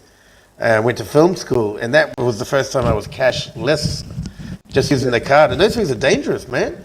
Just using the card, you don't even know how much money you got in the bank. You know? You just... You have no idea. Okay, David Trotter, your last word, sir? Yes. Okay. I honestly don't hold out much of a future unless the damn well the rest of these people actually wake up. But I'm just looking at an A4 print that I've got on my wall here, and it's right in front of me. I'll just read it out to you, okay? It's quite sweet and it's quite short. It says, in times of change, learners inherit the earth, while the learned find themselves beautifully equipped to deal with a world that no longer exists. And I think that pretty much sums it up. Yeah. Learners will inherit what's left of this, but the learned will already be equipped to deal with that world that no longer exists. Thank goodness. It's something like that, where I think this. I would hope this is where it's going to go. So last words for me, I hope this is where it's going to go, that, you guys that didn't listen will actually start to learn what we try to tell you. Us, the guys that were like us, that were there in the forefront, we will already be ready to pick you guys up and move forward. That's right. And that's what I'm kind of hoping that will happen. It might change enough for that to come to fruition. So I'm just going to say, peace out. And that's wonderful. And Jason, you're all good to go, or just one adding to that. One thing I heard the other day on a post was, all us that are awake, it's our time to rest at the moment and to gather our strengths, because we're going to be needed in the future when the people wake up. So we don't threat now that we can't do anything about it. It's not going to happen until those ones that are asleep start waking up in big numbers. Then we can come back and we know what to do. We've got our groups around us. We know our networks, and we can work around what's going on. But at the moment, don't threat about it. Just take this time to relax, build your strengths back up, and just keep doing what you've been doing. I'll end it there. That's right. The more you learn, the more you experience, the more you grow. So this has been a huge learning curve for everybody this past year. And it's put people in situations where they would never see themselves. up at the front line, both online and offline, and in the real world, and at protests, and doing interviews and all that, and creating new media and competing against the mainstream narrative. This is all a part of a big plan, and we're a part of that big soup. And as long as we keep forward and keep moving and keep improving and keep making sure that our relationships are nice and stay away from the haters, stay away from the gossip, all that. Stay away from all of those negative-minded people. Focus. Hold the line. Hold the line, because people like me need you to save our country, because we're not there, but we can do as much as we can, and we want a home to come back to. We don't want to go back to one of those grey states. You're doing a good job in the background. Yes, you are, Jason. Thank you. So I guess I may as well do like the final closing comments. I am just so honored to have been a part of this and for hosting this panel. Carl, it was fantastic to meet you. David, absolutely fantastic to meet you too. I hope we could do this again. Like let's do this every week if we can. Let's do it regularly. Let's do it. Absolutely. I am committed. I will do this. And as for me, what I look forward to in 2023, more of the same. There's the networking, finding where the good people are, and just experiencing the love and the generosity and the hope that the truckers started. I go back and I watch those videos from Ottawa, and I still get emotional. I watched one this morning and I started crying. And for me, it's important not to quit, to rest. If you get tired, rest. Don't quit. Rest. And Don't burn out. and enough with the infighting. It really is. We're doing exactly what they want us to do if we fight amongst ourselves, and I want no part of it. So for me, 2023 is going to be more of this, and more of that, and this, and that.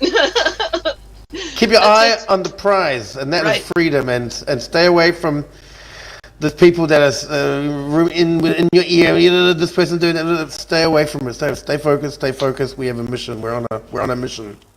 This is a marathon and not a race after all. So to all of you who have been watching, thank you so much. I'm going to end this live stream. Thank you again, Jason, for being here, and David and Carl. It's been an absolute pleasure. And I guess how do you say it? Kia ora? Yeah, kia ora. Kia ora. Kia ora, bro. Yeah. Kia ora, bro. You forgot the bro. You forgot the bro part, but never mind. You've given. Kia ora, bro. Kia ora, bro. Ka kite ano. Sure. Go with care. Yep. Okay. So all the best to you. Happy New Year. Happy New Year, New Zealand. I know you guys are, today is the day. It's still only Friday here in Canada. So it's Friday evening. It's about 5 o'clock. So thank you, everybody who watched. And don't forget to like and share and subscribe.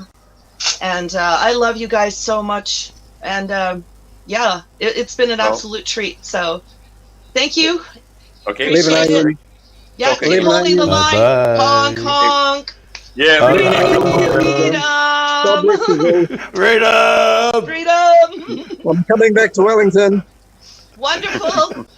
Keep us posted, honestly. Like, just. I'm going to wear a t-shirt tonight. It's going to be my my Canadian t-shirt that somebody left at Parliament Grounds, and I've got a pair of braces, which are the American Stars and Stripes braces. I'll wear them and see what sort of comment I get from anybody.